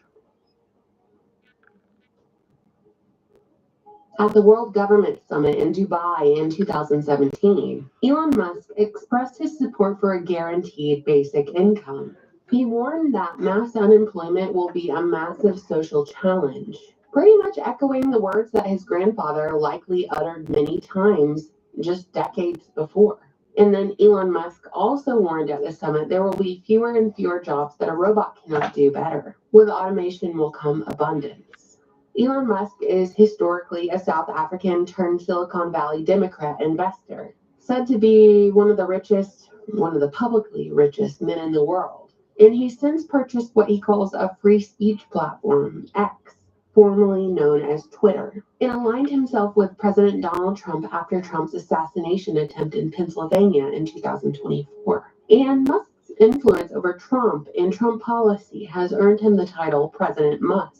And he's even heading up a new department of government called the Department of Government Efficiency, or DOGE. Musk is a cultural force who shapes public perception and policy every single day. And due to this expertise, we're going to call it expertise, and influence, rather than being an elected official, he was appointed as head of DOGE. And really, this whole image that Musk is painting recently as he's a recent Republican, at its core, government is too slow and inefficient. He believes that the government should be comprised of experts and none of the waste, which sounds really good on paper, right? But when is expanding the roles of government ever good? Technocracy's focus on engineers, experts, and scientists was rooted in the conviction that there was a technological fix to almost all of society's problems that couldn't be solved with elected officials because they simply weren't the experts. Now, with the emergence of AI and robots, which is the new boogeyman in Silicon Valley, it seems that there's a new band of leaders looking to answer how government should react when huge numbers of people just up and lose their employment to automation. And how can a constitutional republic, with all of its flaws, work effectively in a world where science and technology dominate? It appears that expanding the borders, essentially globalism, rebranded and cheered on by followers of the right and conservatism, by the way, is one answer. All right, so there you go. That's a truncated version of Technocracy. As I said before, if you want to see a longer version of that, it goes into a little bit more stuff, and I'm sure she's gone into this stuff in other videos, but we did a show about Elon Musk a few weeks ago that I think that it would help to help understand really all of the crazy things that are going on with all of this. David, do you have anything you wanted to say after watching that? Well, it reminds me of Daniel 12:4. It says, "But thou, Daniel, shut up the words and seal the book, even to the time of the end. Many shall run to and fro, and knowledge shall be increased."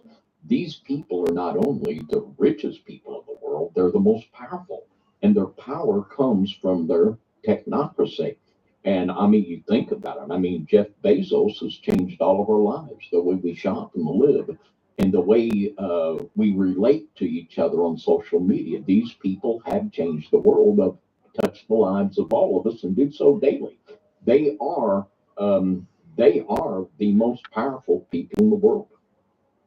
Very much so. And at any point, if you can really just imagine the kind of power they wield, especially when you factor in AI. If AI is what they say it is, it will be able to manufacture weaponry, its own robots. It'll be able to pay for things in Bitcoin. It'll be able to have its own facilities, its own militaries, its own everything. And the governments will no longer be able to control it. I mean, most of these tech companies have a bigger 1,260 days, I think, Mars. I think they rule for 3.5 years. Budget than a lot of the militaries out there for these kind of things. And so at this point, there's no other option really. And it's really interesting because, you know, when you look at these things from a humanist point of view where there is no God, and you have the idea that, you know, you can achieve infinity by technology or by maneuvering science in a way that helps you slow down death and all of these different things, the same kind of lie that we got from the beginning. But when you look at all these things, this sounds really good to a person that has no faith or no hope in God and coming and setting things straight. This is a really positive thing for most people. I would say a lot of people are going to look at this as positive, and ultimately the Bible does say that these kings are doing the will of God when they destroy Babylon. So when you see the darkness falling, this is a positive thing. The Bible even says to rejoice when you see Babylon falling. So they're doing the will of God by doing that. The problem is when they kind of turn the tables on that and give their power over to the beast. I want to discuss something that happens and shifts that takes place in these 10 horns. And this will link us further into the idea of Rome being the root of these horns. And so I'm going to read this in Daniel chapter 7 in verse 8, and then I'm going to read verse 20 through 25. Daniel 7:8, it says, I considered the horns, and behold, there came up from among them another little horn, before whom there was 3 of the first horns plucked up by the roots. And behold, in this horn were eyes like the eyes of a man. So this horn's got eyes like that of a man. So he's at least, it seems like he has some human parts to him, and a mouth speaking great things. And in verse 20, it says, and of the 10 horns that were in his head, and of the other which came up, and before whom 3 fell, even of that horn that had eyes, and the mouth that spake very great things, whose look was more stout than his fellows. I beheld, and the same horn made war with the saints, and prevailed against them. And the 10 horns out of the kingdom are the 10 kings that shall arise, and others shall rise after them, and he shall be diverse from the first, and he shall subdue 3 kings. This is in verse 24. 25, it says, and he shall speak great words against the Most High, and shall wear out the saints of the Most High, and think to change times and laws, and they shall be given into his hand until a times, and the dividing of time. So when we look at this, we see these 3 kings, they subdue 3 other kings. 1 king pops up, you have 10 kings.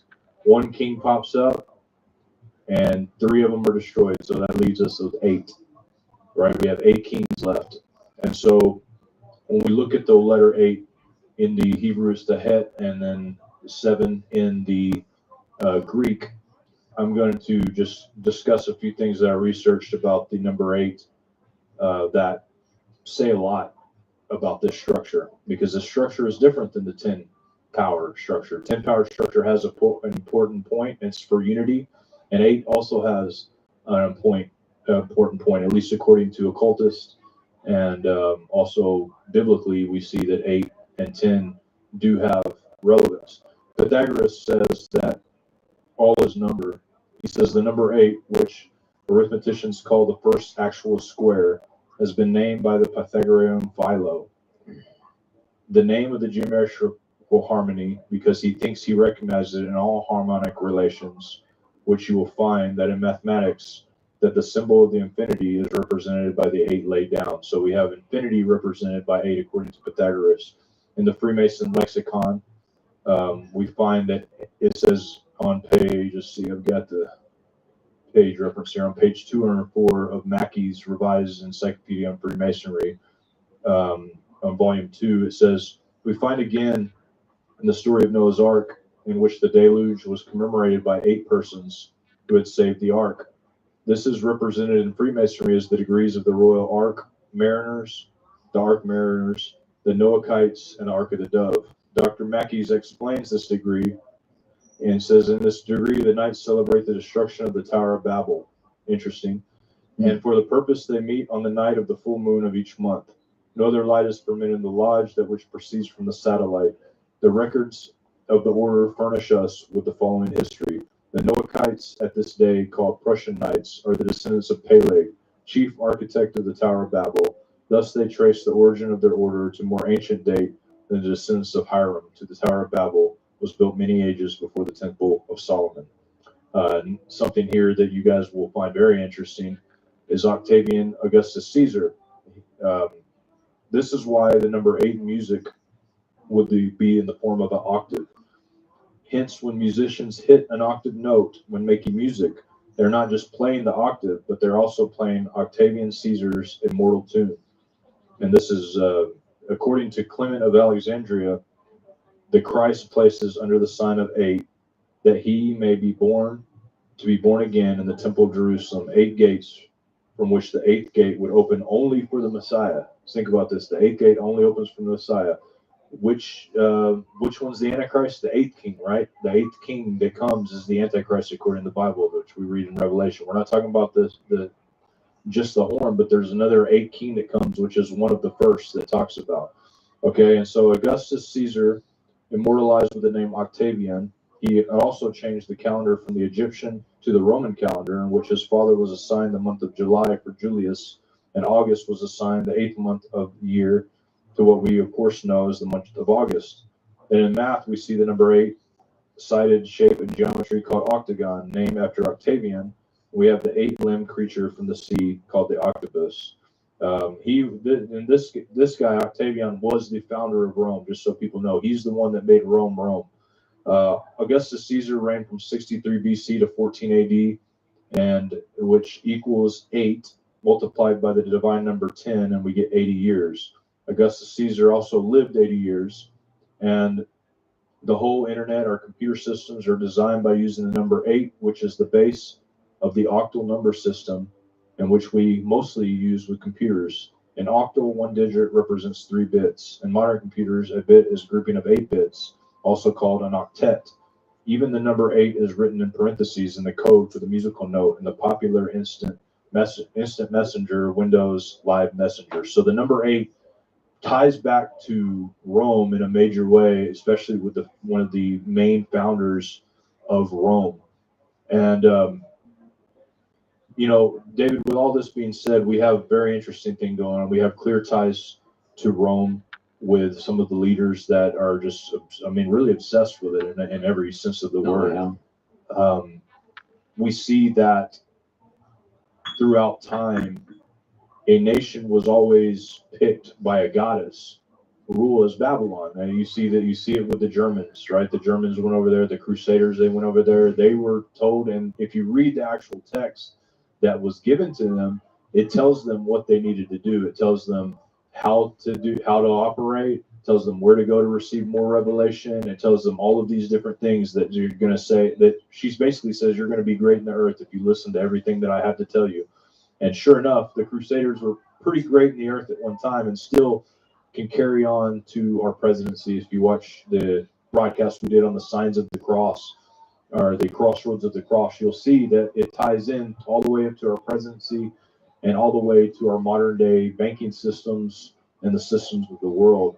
And so Rome definitely ties in with this. There's a lot there. There's really more to unpack, but we don't have all night, and there's really a lot of things I could have said. I could have told you about Elon and his New World Order pictures, his jacket that said New World Order, we could talk about all these Trump's codes. We did a show on that. There's so many things that could be talked about in this one show, but I can't fit it all into one thing. What I want you guys to do, if you're interested in this, subscribe and go back and check out some of our broadcasts from the last few months, because you're going to see how all of these things tie in together.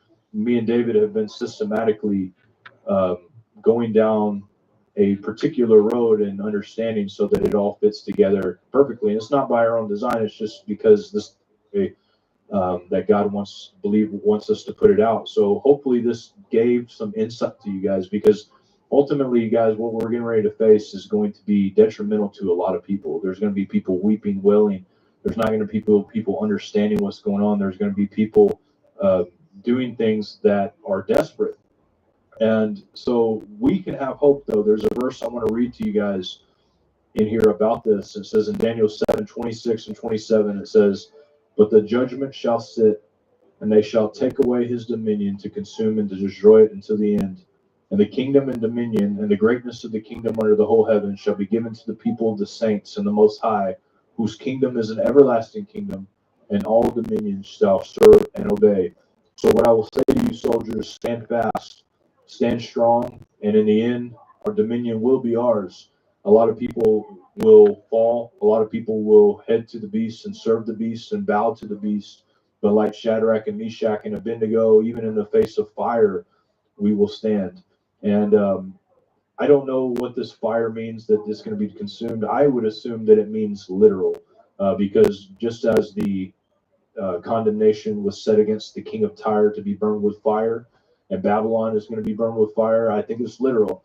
And is LA a representation of this? I don't know. But there is a literal possible fire destruction of Babylon coming, I believe. And some of these entities that we face that are coming, there's a disclosure that's getting ready to take place, supposedly, according to top officials. There was one David was telling me about earlier where they found a craft in the sea.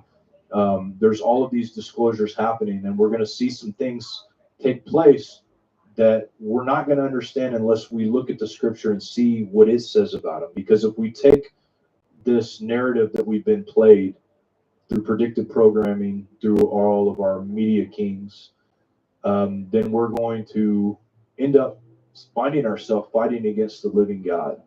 And so we must be agile in our minds, thinking, sober-minded, and remembering that the time is drawing near. We need to be shedding our light on as many people as we possibly can as we go through this world. Also being very wise. The Bible tells us to be wise as serpents and harmless as doves. And wise as a serpent means to be wise as the serpent in the garden, knowing, understanding that people, they're wise enough to get away when danger is there, and they're wise enough to see how things work and be able to move accordingly to those things. And we need to be that way as well. The Bible tells us too that the things that are coming on this world, we're going to need to be paying attention to. And there's going to be times when silence is the best key. We don't want to cast our pearls before swine. There are evil people that hate Christians, let me tell you, because I get emails from them all the time. Horrible, horrible things that you can't even imagine that these people can't wait to enforce upon Christians. And so I'm praying for you guys. Pray for us in the same respect. And David, did you have anything you want to add before we end this out? Well, boy, there's just so much here that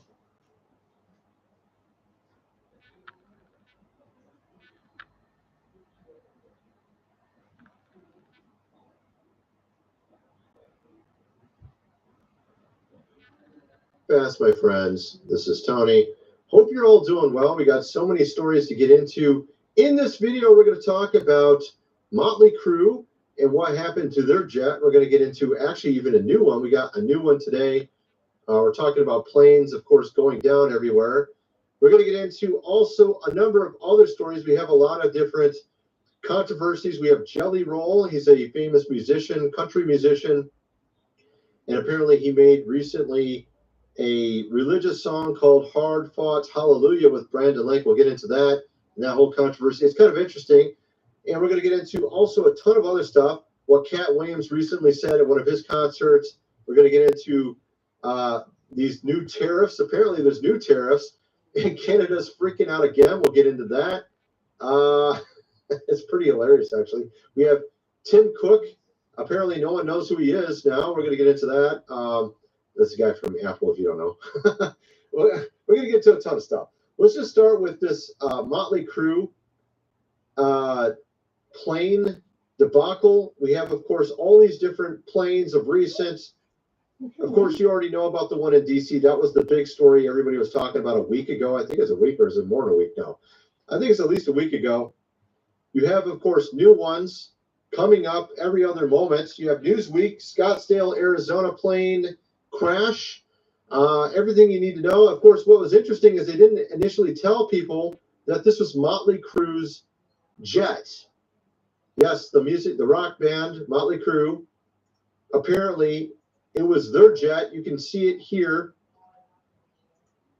Jet owned by Motley Crue's Vince Neil, involved in plane crash in Scottsdale Airport in Arizona. You can see the flames on decal, the flame decal or paint or whatever you want to call it, on the design for the plane. And of course, now the plane looks like it's pretty much unfixable the way it looks. Private jet owned by Vince Neil, the lead singer of Motley Crue, was involved in a crash Monday afternoon, Scottsdale Airport in Arizona. Authorities say one person is gone, 3 others, of course, injured. And landing gear, Neil's plane failed, causing it to careen off the runway. So the landing gear apparently failed. A lawyer with Neil confirmed that he was not on the plane. So he wasn't on the plane. Of course, I have a friend that's a pilot. He's actually a professor teaching flight training at a college now. And you have regular checkups with these planes all the time. So it's just really interesting how many planes of recent have been having failures. And this is yet another one. This is from day before yesterday, actually, at this point. We actually have new ones, though. We keep having new ones. There's another one that just came up. This was today. I haven't even heard any stories about this yet, but you can see it on the screen right there, falling. I mean, look, goodness gracious, what in the world? That thing is going down pretty fast as well. We also have this one here in Texas, where essentially the plane lands on a Texas highway and ends up in a crash in the process. Oh yeah, here we go. You can see it flying in right there.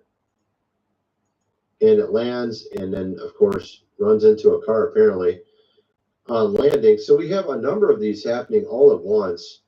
And I was about to put up my video. Apparently now there is yet another plane crash in San Diego on some sort of island or actually in the water. It looks like it was in the water. Let's play this clip here. Where the plane crashed earlier today, apparently 2 of the pilots had ejected. Some local fishermen went by and pulled the people out of the water. Very strange because the fishermen said that they saw the plane continuing flying, but later on you could see the plane with an absolute nosedive into the water. Very similar to the last plane crash that we had seen. So that's, what is that? Is that 2 more for today? And so we keep having more and more of these. We had one yesterday with a Motley Crue plane.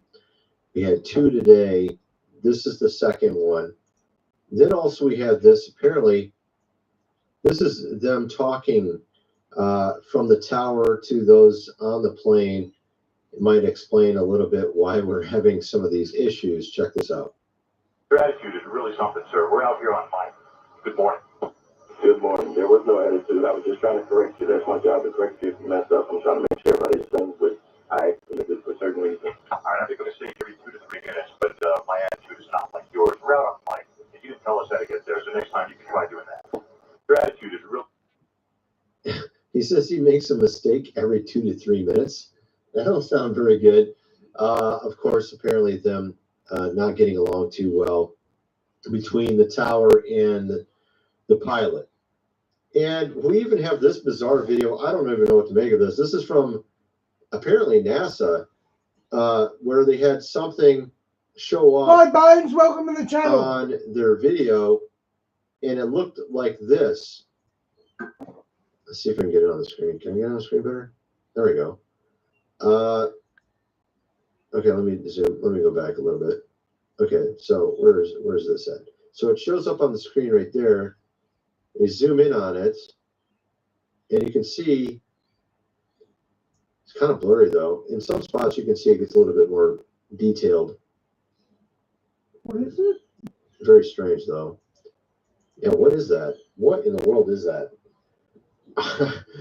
It doesn't look like debris. Doesn't look like a space shuttle. Doesn't look like a rocket. What is that? It's what? Okay. All these strange things showing up, of course, on their video. So we're going to get into a ton of stuff. Like I said, we're going to get into all these other stories. We've got Cat Williams here. We're going to get into, we have the new tariff stuff. We have Tulsi Gabbard was just confirmed. I don't know if you knew that or not, but we're going to get into a ton of stuff. First of all, I'm going to mention food supply, 25-year shelf life. Link is in the description. Mega 3-month package for 808. This is not the same as the previous one. You might notice here the picture has a lot more variety in it than previously. It has almost double the amount of variety of food offered in the package. On top of that, it has 500 more calories per day. They've gone back to the larger package, but also have added in several new options or several new items in for variety. So this is 808. So it costs a little bit more than the previous package, but it also has more calories and has more options available. So when you're eating during the apocalypse, you actually can enjoy your food. You know what I mean? I don't know. That's a good reason to have more variety. So you're not eating 5 different things over and over, right? So at any rate, link is in the description. 25-year shelf life. You definitely want to get that. Of course, also this book here, The Lost Ways, How Your Great-Great-Grandfather Lived Without Electricity, How to Build a Cellar, Do Things Around the House like they did in the good old days. Hundreds of pages illustrated. You definitely want to get that book before something happens. Link is in the description. Get the printed version because you're going to want to be reading that instead of on your computer that's got no electricity, obviously. So link is in the description. And of course, also my website, Jared Videos. Deep dives into a ton of different topics. Videos from 10 years ago, videos from 2 years ago, I covered stuff in the past. It's really interesting stuff I wrote, made 10, 15 years ago. Some of that stuff has happened today. I remember 10, 15 years ago predicting they will have it to where you could surf the internet with your brain. Now they have literally implants that can do that. So a lot of the stuff we were talking about way back when, people were like, "You're crazy." I was actually right. You know, like, so we're seeing all that stuff happen. At any rate, we also have a lot of interesting exclusive content. Go check it out about the cost of a cup of coffee for the membership section, and also the first month is free. It's about $8. Link is in the description. Let's get back to the video. So we have, of course, a number of things to talk about. We have here the fact that Tulsi was just confirmed. That's some good news, right? We have that just happened today around noon, I think. You also have RFK has passed a Senate closure vote. One more hurdle and he's in. So he's gotten through two major hurdles. He only has one left before he's confirmed. Now there's already 14 of them confirmed. So this is some good news. And of course, we have a number of other stories. I guess I should show you this Cat Williams. It's pretty funny. You're seeing now a lot of people are starting to have a little bit more pride, of course, in the country again. All right. Apparently, Cat Williams dealing with a heckler at his recent show. The guy's from Mexico. Check this out. You think I'm just in Mexico and I'm defending America? But are you Mexican? Do you know where Mexico is? No, this ain't Mexico. It used to be Mexico. Yeah, so he's in Arizona, of course. He's in Arizona, saying at one time it was Mexico, but no longer Mexico. And of course, here's the heckler standing up. And then, of course, this is what happens.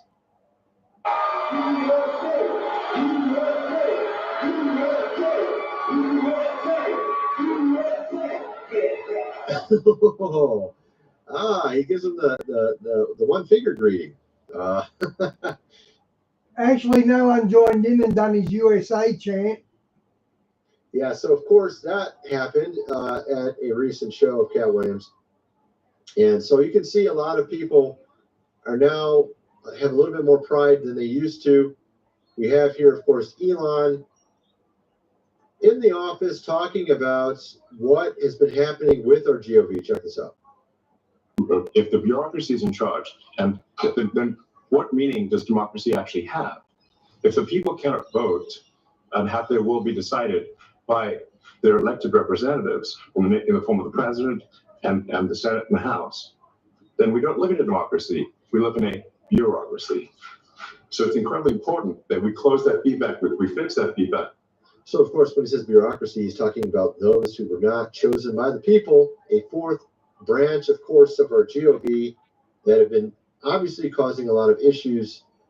And this is what people have been talking about, saying, look, there's something not right. All those theories that we used to talk about. We were talking about this like 15 years ago on this channel.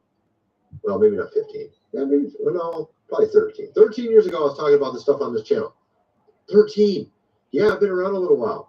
Okay, we were talking about this literally in 2012. 2012, man.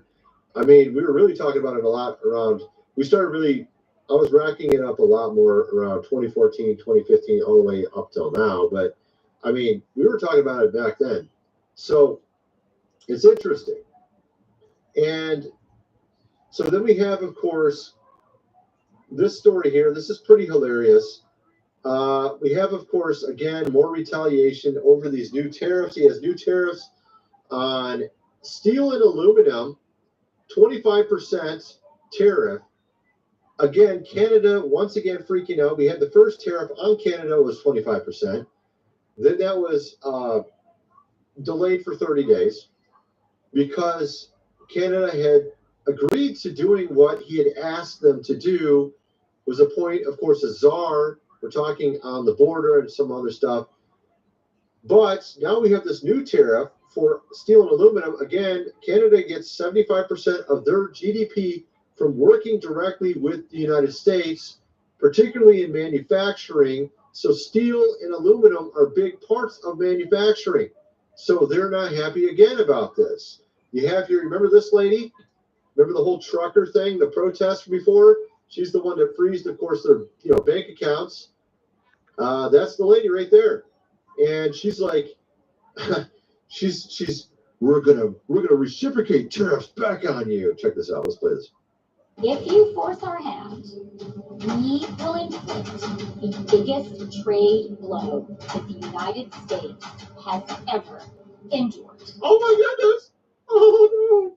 She has such a her voice is like Dolly Parton's, like super high pitched, and you're like, you can't take it seriously.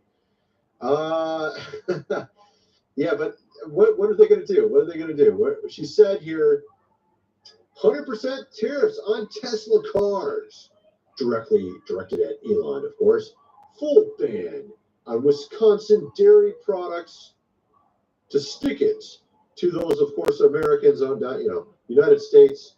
I guess they're Americans too, right? I'm calling on countries that are affected by this tariff to join us so we can fight back. And what's interesting about it is the very next day, of course, so it's kind of like good cop, bad cop, because that was the bad cop. Then you have good cop over here. Diplomacy is working. We can't underestimate the importance of our tariff-free relationship with U.S. And she's like praising all that's been happening, and it's going the right direction. The other one's like, we're going to get you. And this one's like the good cop, right? So here you got good cop, bad cop. And so it's just kind of funny to look at because there's nothing they can do. Their entire economy is heavily reliant on the United States. He's going to continue to use these as bargaining chips to get whatever he wants done. He's going to force Canada to probably do, I wouldn't even be surprised if 30 things. He's probably going to do this 30 times in 4 years to Canada. And he's going to force them to do a bunch of stuff he wants them to do. That's what he's going to do. And he was very serious about the 51st state thing, too. Because apparently Trudeau got caught on a hot mic saying that we were literally serious about that. And it makes sense because they are extremely reliant on our economy. 75% of their GDP comes from us directly, doing business with us. If we didn't exist, they wouldn't exist, pretty much. Okay, so that's basically what's going on with all that. Then we have, of course, and like I said, I'm not going to get into all the stuff that I covered on my other channel, but it is kind of funny looking into some of the stuff. We have, of course, woke bishop.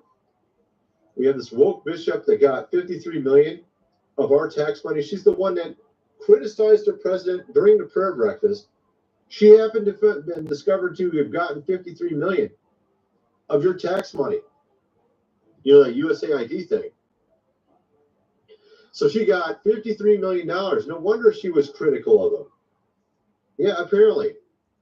This lady here, Bishop Marianne, however you say her last name, has made a whopping $53 million in taxpayer funds through her organization, Episcopal, yeah, some sort of ministry, supposedly a ministry. Okay. Yeah, I love these rainbow, of course, ministries. I'm just joking, of course. It's just kind of funny. It makes you wonder where they get all their money. And so you have that story. You have Joe Rogan here making fun of Bernie. It's funny. This is full circle because he was 100% putting his bid behind Bernie back in 2016. Now Joe Rogan doesn't like him at all, apparently, or is a lot less. Check this out. Well, and it's an arms race. Yeah. How can pharma cloak the money that it's giving so that there's plausible deniability at the point that Elizabeth Warren is confronted or Bernie Sanders? Bernie Sanders was hilarious. Only 1.5 billion. Only 1.5 million out of 200 million. Only 1.5. Yep, that's what I saw as well. Trying to say nothing. Only the hardworking people in this country giving money. And that's what he said at first. He actually at first denied it completely and said only the blue collar workers gave him money. And then later he comes out and says, oh, it was only 1.55 million I got out of the 200 million, 1.55 million. So of course he downplays his involvement in this. Of course, this here says 1.9 million. 1.5, 1.9, what's the difference, right? I don't know. So this thing says 1.9, but I don't know which one it is. Whatever it is, who knows? He got some money. He got some money from it. Apparently, Elizabeth Warren not happy either. Being questioned, asked about. I think he's got a Patreon channel, Shawnee. This and apparently elbowing the guy that asked her. Where did that happen? Right here, right? Oh, yep, she elbowed him. Oh my goodness, she's elbowing the guy. Doesn't like being called, asked questions about these things. She's a good, upstanding representative. She's not trying to do anything wrong. Just ignore all that stuff. So, anyway, so you got all that. We have a lot of other things. Let's get into the Tim Cook thing. This is pretty hilarious. Tim Cook apparently not even noticed when he walks into a restaurant in New Orleans.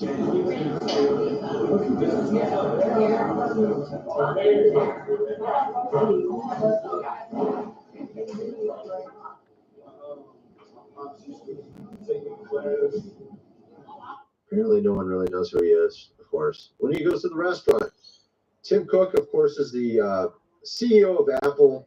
Apple, of course, declining in revenue.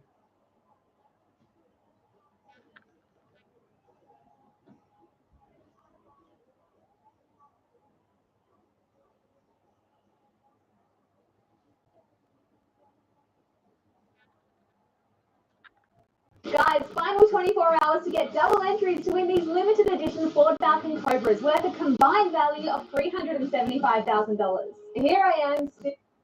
The president, and that you need to go away. This is what a world that we live in right now. Here is video, and it's sort of tough. And watch Elon Musk do that triangle thing with his hands. He's already doing it. Check it out. Here, while Elon Musk is talking in the Oval Office the other day, and Trump is sitting hunched over and dejected, his son, in addition to wiping and eating boogers and wiping them on the Resolute desk, actually says to Trump at one point, "You're not the president. You need to go away." I'm going to play it here, okay? To restore democracy. This may seem like, well, are we in a democracy? Now, is it possible that Elon's son was speaking to someone off camera? That's been suggested. He wasn't speaking to Trump. He was speaking to a reporter. He was speaking to Trump. Okay. I guess maybe. Let's look at it one more time. To restore democracy. He certainly seems like he's speaking to Trump. And if he is, where would he get the idea to tell Trump, "You're not the president, you need to go away"? Here's another wacky video where the kid seems to tell Trump, "You need to shush your mouth." Prices from one year to the next are the same. And Trump seems to look at the kid. Oh, don't we all, kid? Don't we all? You know, I don't know whether the kid is talking to Trump or talking to someone off camera, as some have suggested. It certainly seems like he's talking to Trump. This is simultaneously hilarious because it's we're all thinking this about Trump. You need to go away. Please shush your mouth. It also, I don't want to talk about the kid, but it also is certainly about Elon Musk's parenting. We know, because Elon Musk has said, he can do whatever he wants. This is a kid who's being brought up in a painfully entitled way. And what that leads to certainly is this sort of behavior. So let me know what you think about it. Let me know who you think. I think he was talking to Trump.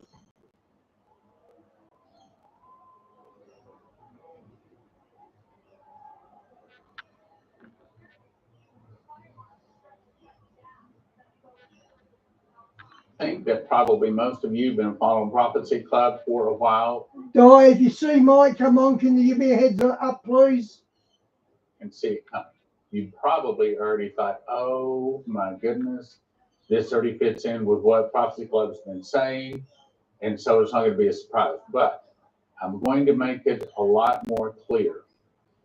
To me, I think what is happening is, well, I first met Dimitri Duduman in February of 1988. Well, I'll back up, tell you the story. So December 7th, 1987, I had my wife with the ladies that were in a Bible study and prayed for me, and I got the baptism of the Holy Spirit with evidence of speaking in tongues. That changed everything. That was the biggest change in my life. The next month, January 1988, I attended a Full Gospel Businessman meeting, and I was paid for by Charles Doss.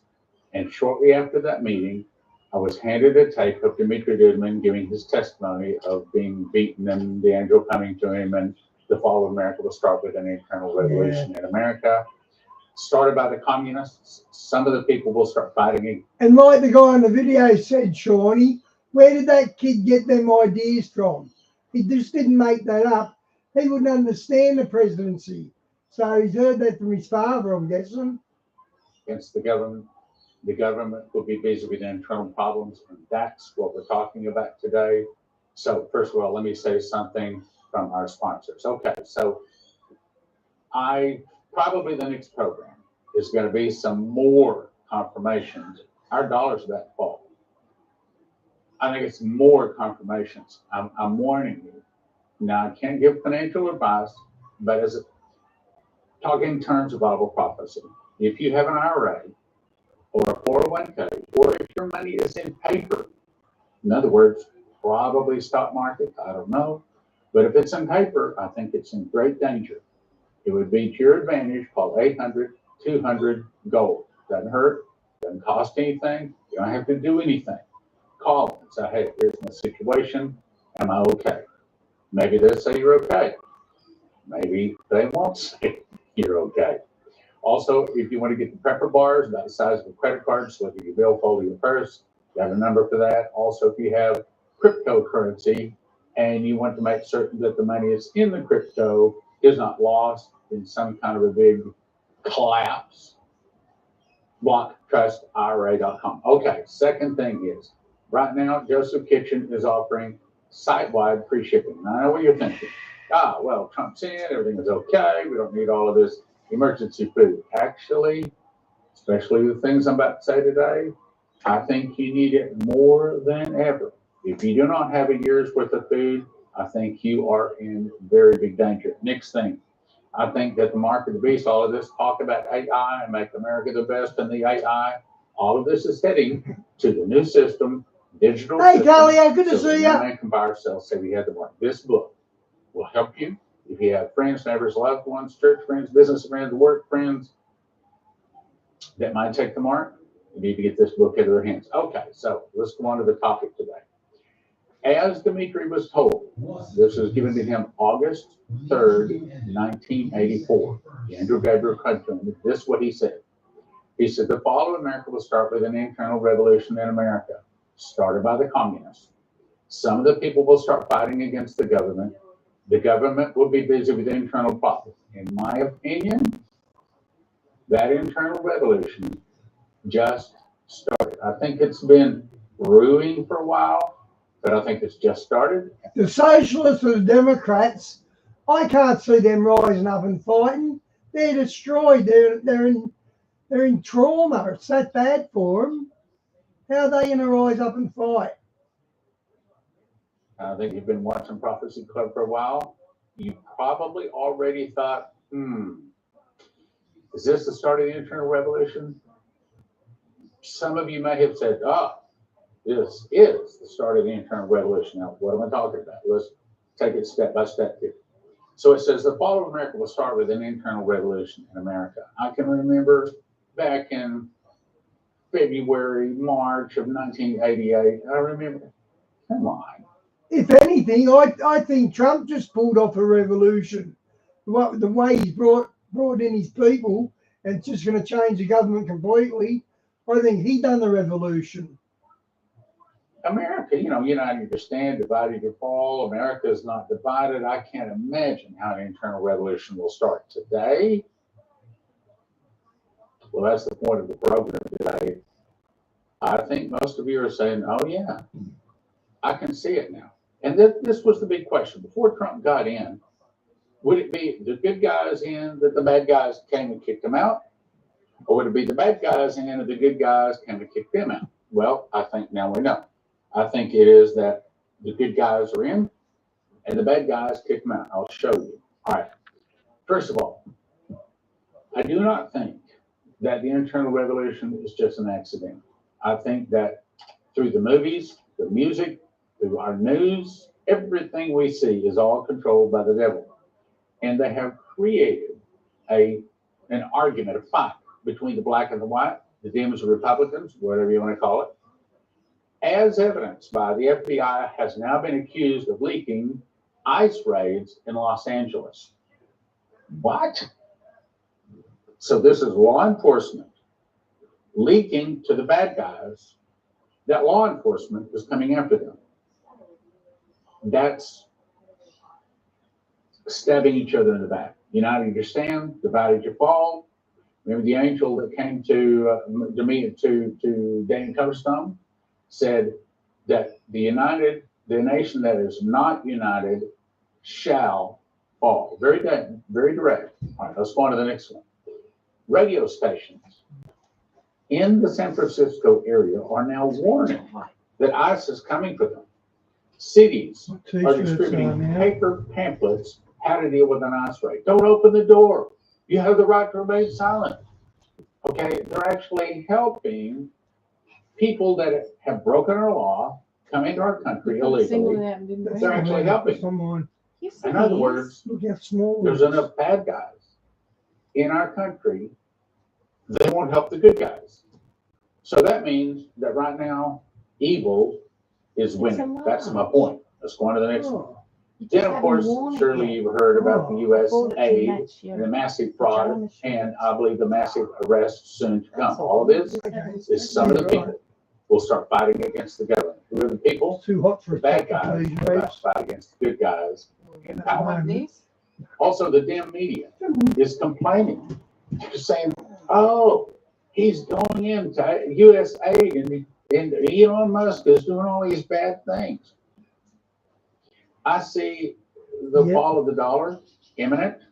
I've got to do the program. I might even be making today on just how close we are to the fall of the dollar. I just read. I agree with him on that. The fall of the American dollar. I agree with him on that. Got some really good information, but I'll probably save that for the next program. Also, you remember, Omar ushers in Palestinian state. We were watching to see what happened last year. We're watching to see what happens again this year. But in my opinion, there's a very good possibility it's going to be this year. I hope it's 5 years down the road, but it's probably not. And then, of course, the next one is catastrophe hits America. Now, let's go on to the next one. For Trump, going after the bad guys was the easy part. Now comes the hard part, U.S. bankruptcy. So this is kind of tying into the next program. I'm going to be talking about the fall of the dollar. Trump, surfing a massive wave of popular anger in the Khazarian mafia deep state, has grabbed a huge stash of low-hanging fruit by going after the deep state criminals. And he's only beginning. Now comes the hard part, negotiating the bankruptcy of the United States corporation. And that should be all capital United States corporation. That was the one that came in like 1861 or something like that by the bankers taking over our nation. The tariffs Trump announced against Canada, China, and Mexico were just an opening gambit. He is threatening tariffs against the EU and 100% against the BRICS. However, no amount of bluster will get around the fact that, here it is, Trump holds a losing hand. In other words, God has seen to it that the Russians have the weapons to take us out. When God decides he's going to take us out, he uses the Russians he gave his weapons to take us out. Let's go on. Trump holds a losing hand. The U.S. economy is now only 16% of the world GDP, so he is basically outnumbered 84-16. Not only that, but the U.S. is also sitting under $250 trillion in debt. This means he is not going to be able to incorporate Canada, Mexico into the existing U.S. He is going to have to dissolve it and agree to the creation of a new country. That's what the prophecies say also. Now, let me go to Bible prophecy just a little bit. This part of this verse has been coming to me for the last 48 to maybe 96 hours. Just keeps coming. I'll show you. Jeremiah 51, verse 8. Now, remember the angel who spoke to Demetrius specifically said Revelation 18. And he quoted these verses from Jeremiah 51. So there is no question. This is talking about America. So when it says Babylon, replace that with America. Babylon means confusion. And right now, America is confused about who is God. Is there a God? We're confused. Yeah. Babylon is suddenly fallen and destroyed. Howl for her. Now, notice the words. Take balm for her pain. In other words, go ahead. Cut. Socialism's great until you run out of other people's money. That's where the left started eating the left. Same principle. Or fix America. Try. If so, she may be healed.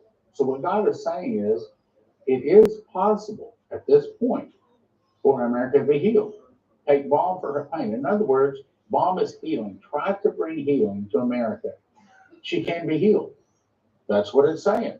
And I hope I get to heaven, and I hope to see that America was never destroyed. The Russians never attacked, and none of it ever happened. And I want God to say, because you were healed. That's what I want. And that's what I think God has put Trump into positions, into president. That's, you might say Trump is the balm for her pain. If so, she may be healed. But now look at the next verse. We would have healed Babylon. We would have healed America, but she is not healed. In other words, God is saying, I would have healed you if you'd have turned to me. But America doesn't. Now, why? I believe that what we're talking about is that Trump is trying his best, and the people behind him, to fix our nation. But the evil, there's so much evil in our nation. The evil controls the media. The evil controls our money. The evil controls just better. It controls the NFL. Okay? If you notice, the logo of the Super Bowl had the squirrels in it. Okay? They control just about everything. We would have healed Babylon, but she is not healed. She doesn't get healed. That's what they're saying. Now, I don't like the next words either, but we better be listening. Forsake her. Let every one of us go into his own country. What's that saying? It's saying that the time is going to come, and I do not think the time is yet, but the time is going to come when the Holy Spirit is going to speak to the hearts of people all across America. Get out. Get out. I think when it says let everyone go into his own country, let's say, for example, your ancestors came from Ireland, then what that's saying is you probably need to return to Ireland. That's what it's saying. Let me back up. We would have healed Babylon. We would have healed America, but she doesn't get healed. Therefore, forsake her. Leave. Let us go into his own country. Now, I want you to look at these next words, because I'm going to show you those words straight out of Revelation 18:2, which is also what the angel talking about America. For her judgment reaches unto heaven and is lifted up to the skies. Now, what does that mean? See, when the blood of Jesus washes our sins away, we are washed as far as the east is from the west. We are cleansed whiter than snow. But when a nation starts turning from God, those sins begin going up and reaching to him is a way of referring to it. So her judgment reaches into heaven, is lifted up even unto the skies. Now let me show you that in Revelation too. I heard another voice from heaven saying, come out of her, my people. That confirms what the other verses say. That you be not partakers of her sins and receive not of her plagues. Now, in my opinion, I think that that's saying, don't sin or you will be part of her judgment. I also think that it's a time coming when God is going to speak, not yet, but God is going to start speaking to people all across America. It's time to get up and get out, and we will leave. I believe I'll be directed to go to Israel, as will many of you. As you know, I've talked about that, so we'll move on. And here's the scripture. Okay, so here's where Jeremiah says it. Look in the green. Her judgment reaches unto heaven and is lifted up even to the skies. Here it is in the green. Her sins have reached unto heaven, and God hath remembered her iniquities. So it's saying the same thing. Now, let me tie this together. So Trump, in my opinion, is the good guy. God has put power into his hands to give America her last chance to heal. Christians, the good guys, are working to save America. The heathen, the bad guys, are fighting not to save America. They don't want to see our nation do well. They're communists. They want to see our nation fall. They might not all understand it, but the real heart is to put the Antichrist on the throne. Remember the old saying, united we stand, divided we fall. Now, let me get you to look at the yellow parts here. Some of the people will start fighting against the government. So the thing that we'll see when we're getting close to the internal revolution is when some of the people start fighting against the government. The government will be busy with internal problems. Now, that has not started in full yet. Oh, wait a minute, Stan. What about all of these illegal immigrants being arrested? That's just supposed to be happening on a daily basis. Shouldn't even be in the news. That should have been happening for never even stopped. Okay, there should be a constant flow of illegals that are broken our law out of our nation. So that's not people fighting against the government. That's just people doing what they're getting paid to do because Biden's not there to stop them. Now, let's go on to the next part, though. So if you'll look at this, I looked up Democrats fighting back. I did search.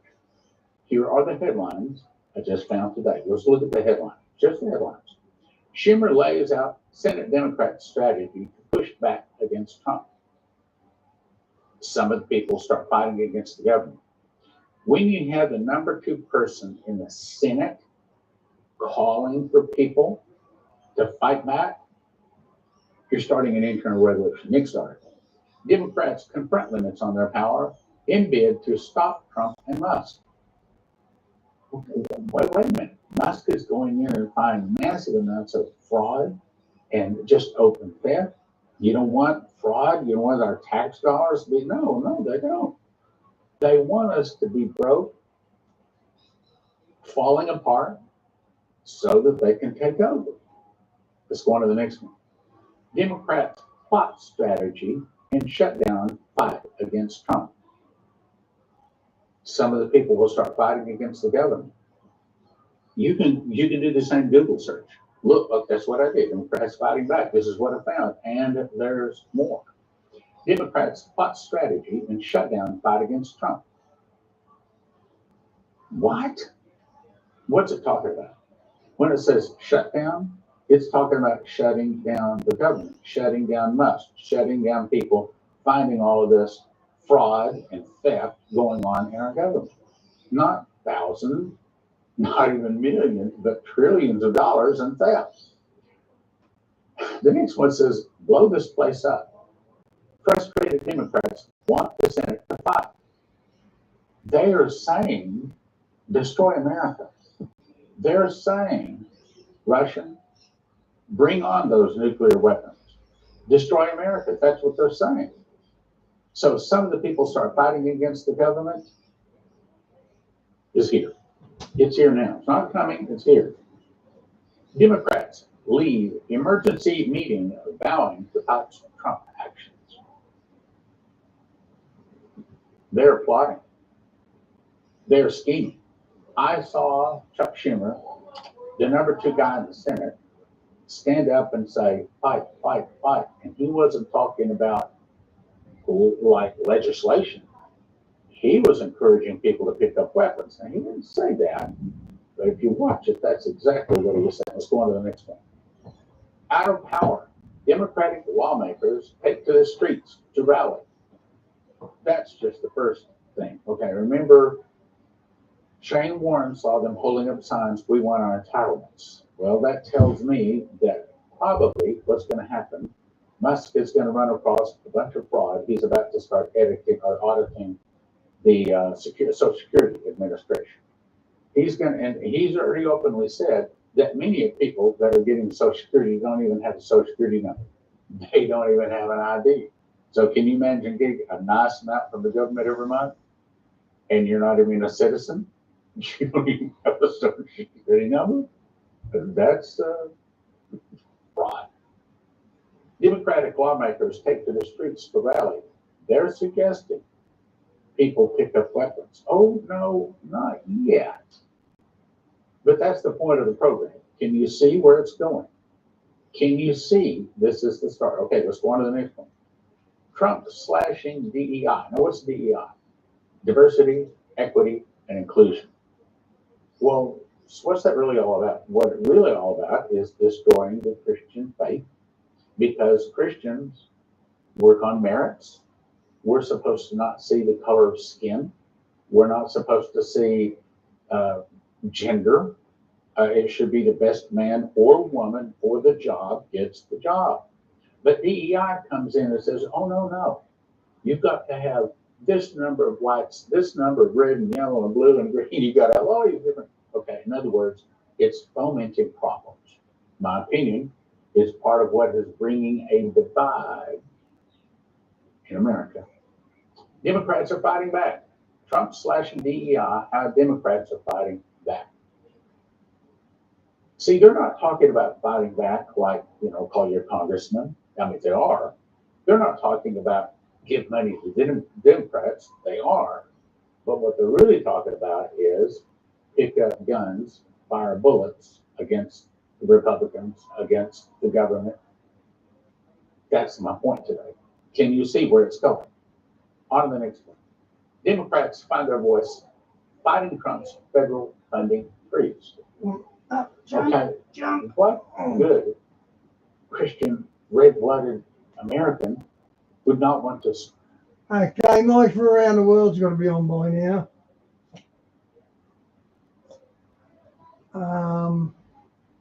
Hang on.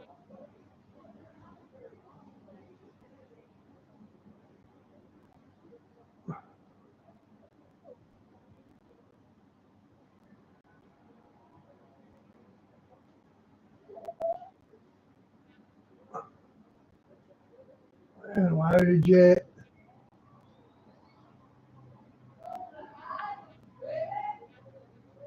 So many wars, so many situations, so much signs in the heavens, the blood moons, the solar eclipses, the hurricanes. She's usually off chasing up links, Talia. Typhoons, the landslides, the wildfires, the earthquakes, the monsoons, the floods, the tornadoes, the changing of the political landscape, the prophecies of the red heifer, prophecies of the holy wars, the signs of the corruption, and of course even the alien disclosure that we're dealing with tonight. What does this all mean? Now, why are all these planes crashing? Why is these helicopters, the most secured helicopter that we have, besides Marine One, was the Doomsday Black Hawk helicopter that crashed into the incoming flight. It's coming in from Wichita, Kansas into Washington. It's impossible for that helicopter to hit this plane. It's literally impossible. It's impossible that the USS Harry S. Truman crashes into a cargo ship in the Mediterranean Sea. That just happened. That can't happen. It's impossible. Something else is going on. I'm going to ask Mike, is there cyber attacks going on? And what about all these drones? Is there real? Yeah, Talia, I played something earlier, Tony, where he was saying how many planes have been crashing lately. Are they using really fallen angel technology or alien technology? What do you want to call it? Are we in the last days? Have people fallen? Is the church asleep? Or is the church waking up? Is the opportunity for the greatest revival in history upon us? Have we come to the crossroads? Is something biblical going on with the signs of the second coming of Christ? And will President Trump, is he going to declassify more than just the JFK assassination? But is he going to declassify? Talia, we're waiting for Mike from Around the World to show up, and we listen to him because what he says usually happens. And he predicted about 6 weeks ago keep an eye open for the planes that are going to be crashing. You'll notice a big increase in plane crashes. So that's why we follow Mike. Specify the disclosure of the UAPs, the UFOs, the aliens, whatever you want to call them, the demons, whatever you want to say. Have we come to the, or are we going to deny? How much lying are we going to hear? Have on us, people of this country are being violated because all of our privacy is being taken up by Elon Musk and Trump, and we don't know what all they have on us. We don't know what all they have on us. People of this country are being violated because all of our privacy is being taken up by Elon Musk and Trump, and we don't know what all they have on us. We don't know what all they have on us. People of this country are being violated because all of our privacy is being taken up by Elon Musk and Trump, and we don't know what all they have on us. We don't know what all they have on us. Okay, I can't take no more. I mean, they don't know what all we got on them. I mean, we got a lot on them, apparently. Okay. It's getting ugly out there. We need a man with a mission, a man with an answer. We need the main man from somewhere around the world. Mike from around the world. Mike, how you doing tonight?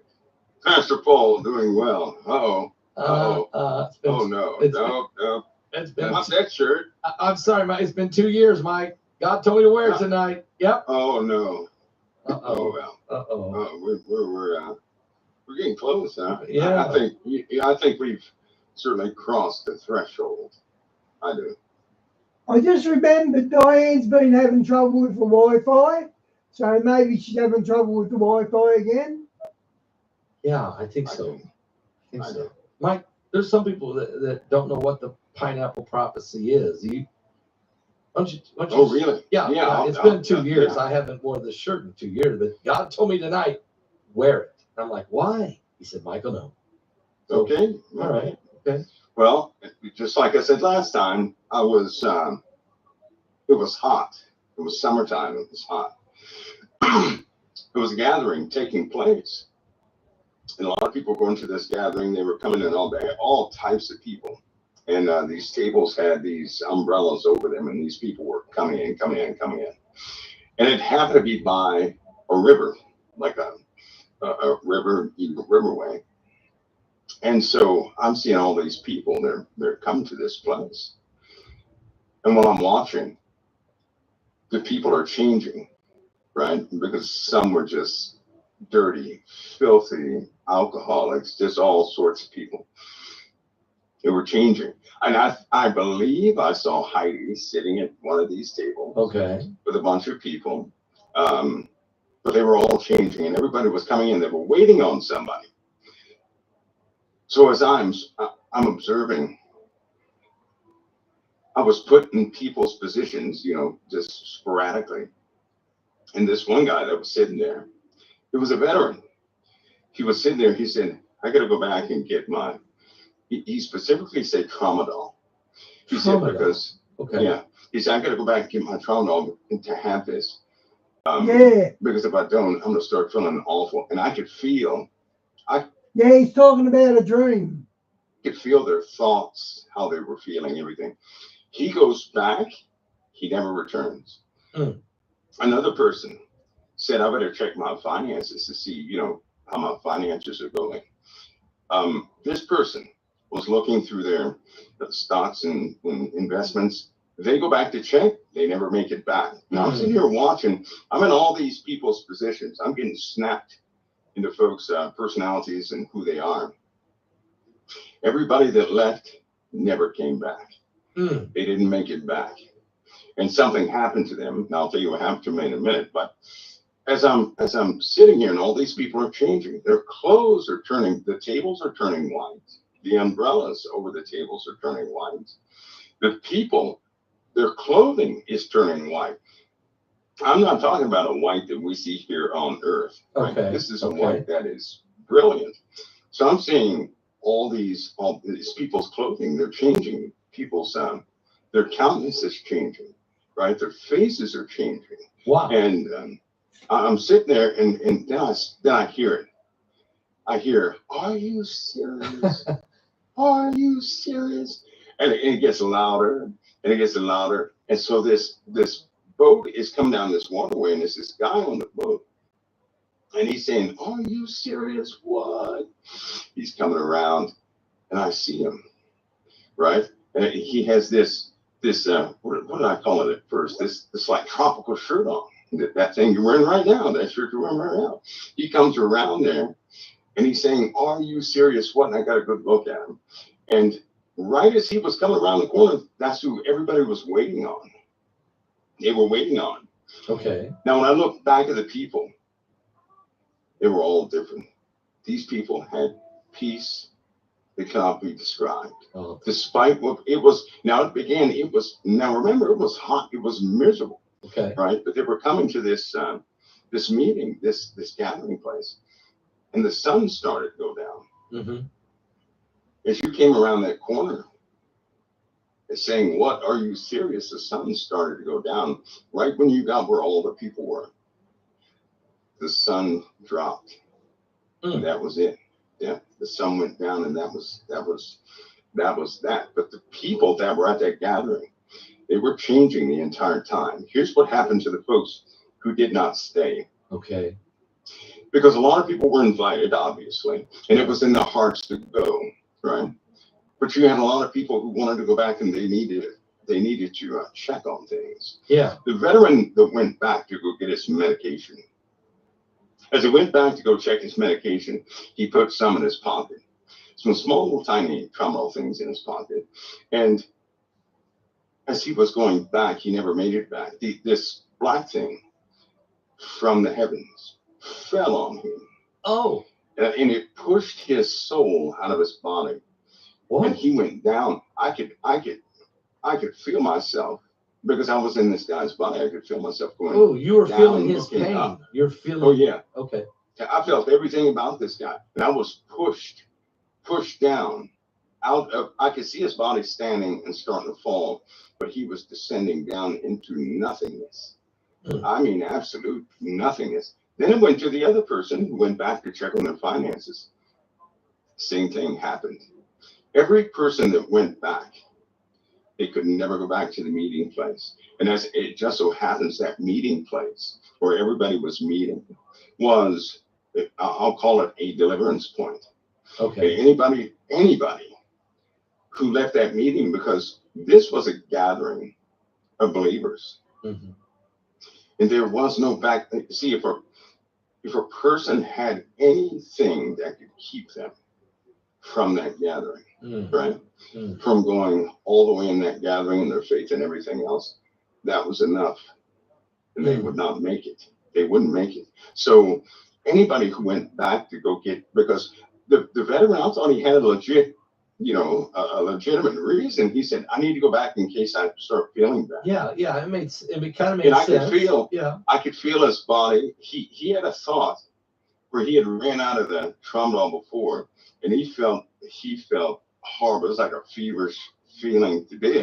That feeling was awful. He didn't want to feel like that, so I sympathized with him. Mm-hmm. So he went back, but he never made it back. The person checked on their finances. They had once had finances stolen. They were watching over the finances. They wanted to make sure that after this gathering, because they knew they were leaving too, Pastor Paul. And so they were trying to get things. The people knew they were leaving. They knew they were leaving, and they wanted to have things so that they could travel with, or things they thought they depended on. Is that what you think? Yep. And they never made it back to the meeting. What was so sad was this. This was communication. Anybody who went back, they did not trust the process. They didn't go forward and cut all bridges behind them. Right? There is no backup plan. If you have a bridge or a backup plan or some alternative, just in case the one doesn't work, they weren't fit. And something else, it was enough for something else to take them over. And what came out of the heavens, nobody could dodge. Nobody could dodge. Nobody could get away from. I mean, these things were falling out of the heavens. They were dark, black things that would push the soul of the person right out of their bodies, down into the depths. It was awful. And where they were going was nothing. I saw a guy, he was walking with his family. He left his family at the meeting, and he came back and he was remembering his family going to this meeting. And he was visualizing his little girl, and one of these black things came and pushed him out of his body. But this time, this thing took his body. It looked down at him and smiled as he was descending. He had a thought that he would never see anybody alive again, that he would never, that whoever was going to, if his wife or his little girl or his somebody else there, if they were to ever turn back, they were going to meet this thing and not him. And then they too would be doomed. He knew at that point that the doom was real. He didn't really, it's almost like nobody considered the ramifications of faith itself. So you're saying that everyone who didn't turn back, everyone who stayed and kept going, I guess, to the ship, were they trying to the boat, to the edge of the water? They were going to the boat. Everybody, you were preaching on that boat. That was a big boat, and everybody was going to get up on that boat and go. And it just so happened that boat came around when the sun was falling, at the end of time. Yeah. Sort of. But anybody who had a backup plan, that was it. They never made it back. They never made it back. So in other words, you had to sell out. You had to be 100% committed. Can't look back. Can't go back. That's right. Can't trust in anything else. Can't have another plan. And and then as they were going, you're saying that their clothes changed to white. Because they were raggedy. Some were raggedy. Some were, not doing too well. And it seemed like everybody had some sort of an issue. As they stayed there, their clothing was changing. They were talking and everything before you ever came around. Everybody was gathering in. So they were at the right place. As they were gathering, their clothing and everything was changing. Everything was changing. I mean, it was changing.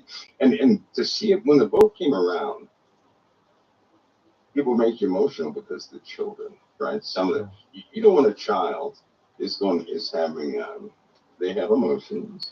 They can feel their parents. And you can tell when there's someone bothered, right? In this case, at this gathering, you can tell the children were totally fulfilled. And everybody became like family. See, at first, it's not that everybody knew everybody. Everybody had reservations. Everybody had this distrust and, I don't know this person, this, that, and the other. At the end, everybody was family. Everybody. It was no big deal to let a kid go run, wherever they want to run to. It was no big deal. But Pastor Paul, like the veteran, and this woman that went back to go check on her finances, and another guy who he had to leave messages so that somebody would have the right messages. All these people said in their heads, what if this is not it? What if this is just not the time? They were second guessing. So they knew there was a time of leaving, I take it. They knew there was but they're like, well, what if this isn't it? I got some other stuff I got to take care of. That's right. You think people are going to? Is this very similar to? This is similar to kind of the stories in the Bible about, you can't lean to your own understanding. You can't go back. Any man that takes hold of the plow and looks back, he's not fit for the kingdom of God. You gotta be fully committed. And you gotta go straight by faith. It's came down to faith, isn't it? Amen. You know what Pastor did? Now, this before I knew you, this guy comes around on the boat. When the sun went down, I'm telling you, that was it. That was it. The timing of it. The people gathered, right? Yeah. It was hot. It was middle of the day, hot. Everybody's gathering up. Everybody heard about it. Everybody was gathering up. But all the while everybody's talking, sitting down, talking, gathering together, the sun is dropping. Wow. Now, I didn't know you back then, but in this dream, I said, oh, my Lord. Now, Angela didn't know either. Okay. She didn't know. So And, you didn't know who you. So you see No. me used to be wearing this shirt, and I'm saying, "Are you serious? Are you?" That's right. Yeah. And what? What? And what? And are you Yeah, serious? okay. Yep. So what did you? I mean, so did you think? Okay, well, it's a strange guy, but well, I mean, what did you? I do? said, I said, I gotta find this guy. I gotta find this guy. Because I said, Lord, what is this? Yeah. Who is that? See, to me, it's a marker. Yeah. It's a marker. And I call a marker is something that happens because I'm plagued with dreams, I guess you could say, but a marker is something that happens in time that reminds me of a specific dream, right? I'll see it in real life. And so I said, I got to find this guy. I had no clue how to do, because I didn't know your name. No. I didn't know anything, right? So then, but Angela one time, Angela says, hey, let's go listen to this pastor. I said, okay.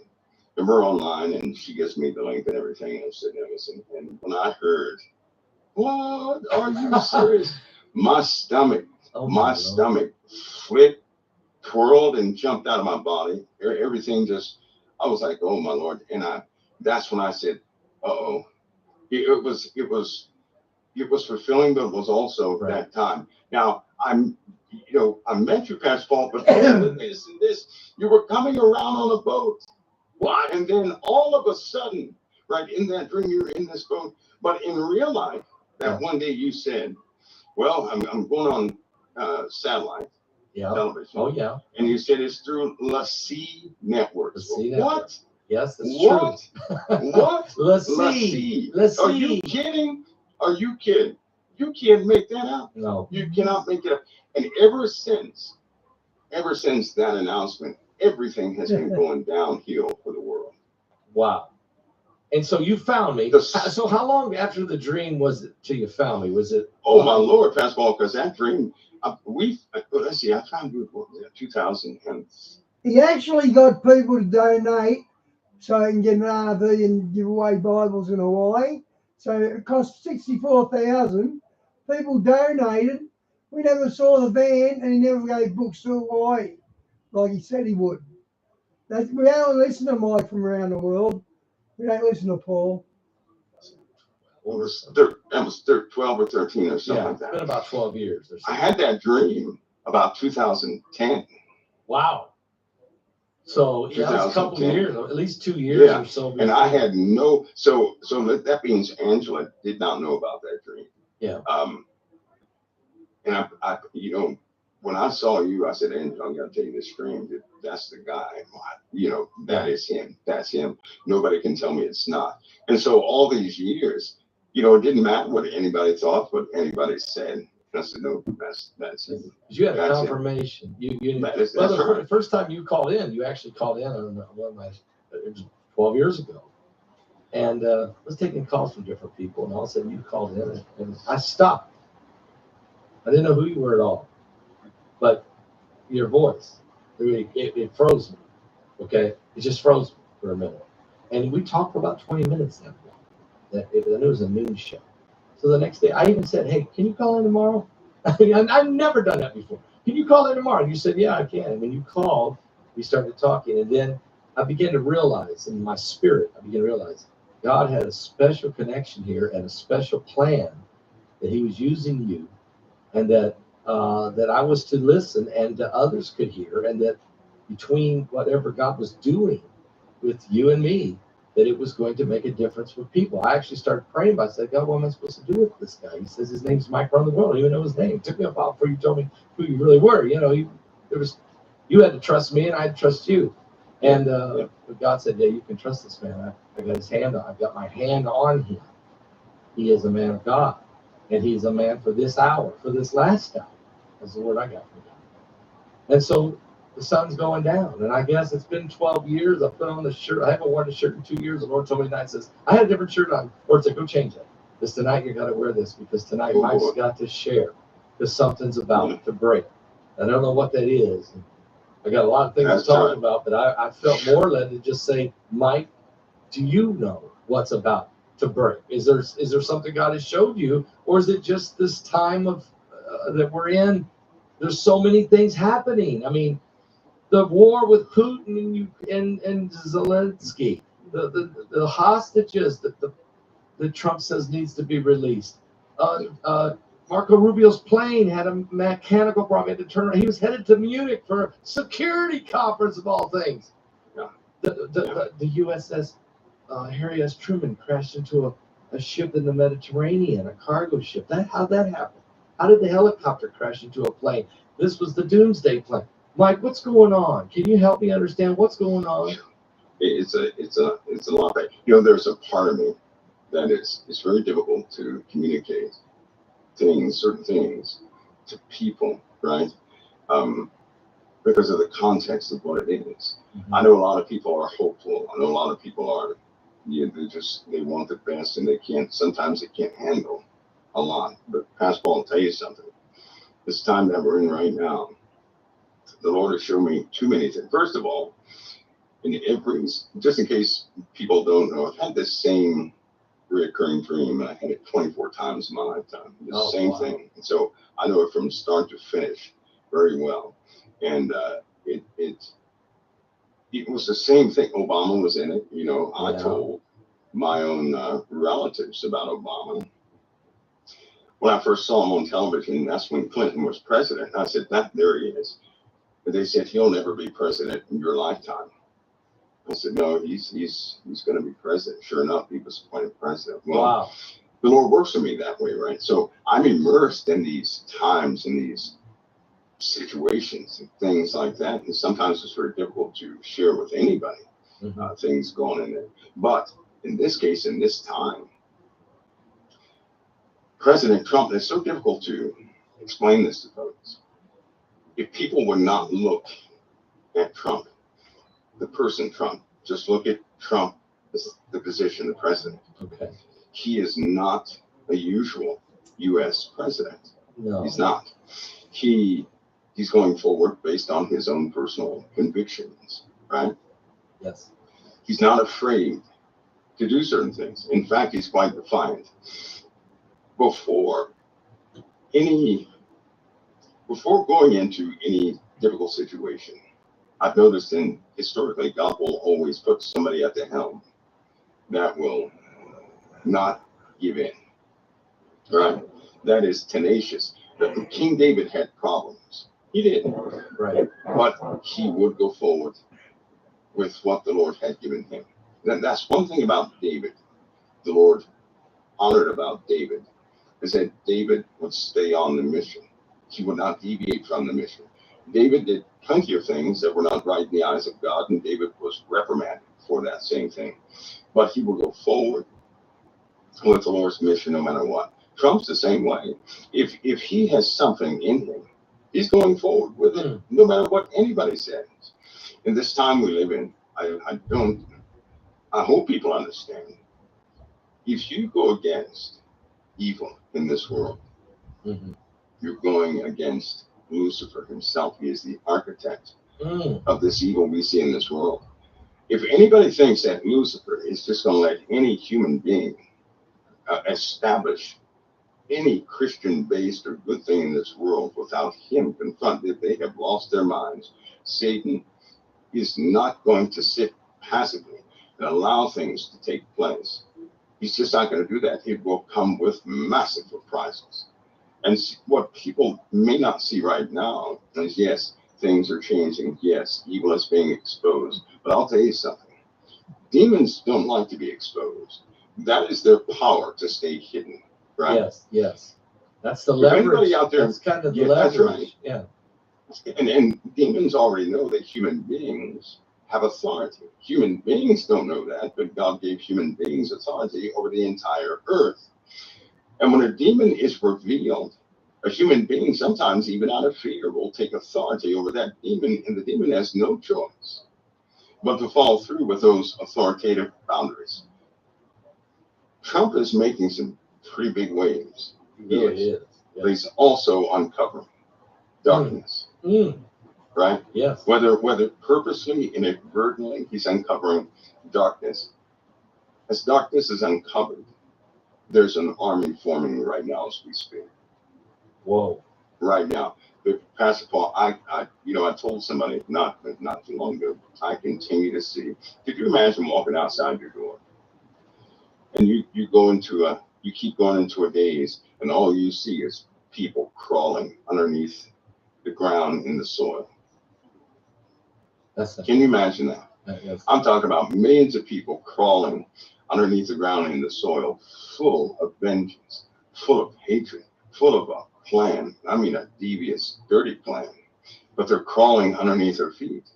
Can you imagine just, you don't really are see you them, saying, but in your mind's eye, you see them. Okay, are they like, they're crawling like in a tunnel, or they're just crawling down right at the surface? No, they're crawling in right underneath the surface feet. with weapons. Some are strapped with chemicals, right? Oh. Some have, you're looking at all different walks of life.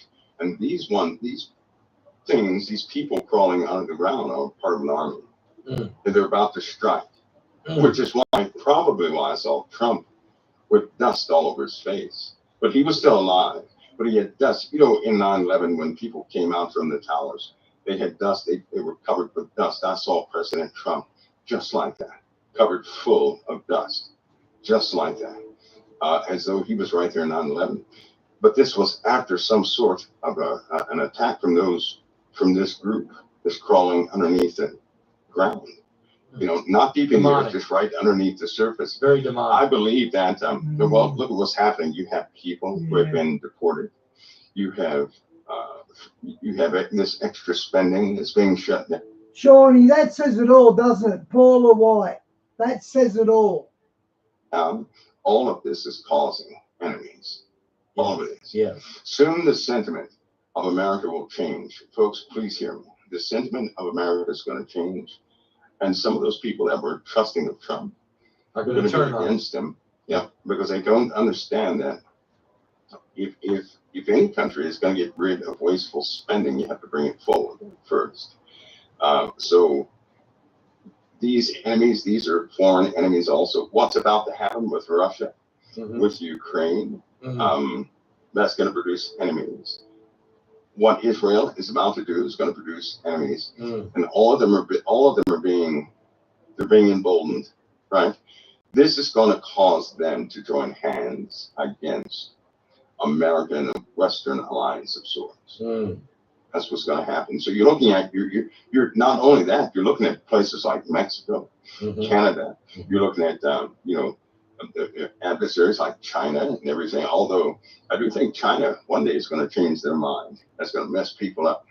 Oh, really? But yeah, I do think they're going to change their mind about the USA, and actually something different will happen. But what you see happening now is you're seeing the enemies, the same enemies you see in the book of Revelation. They're being emboldened right now.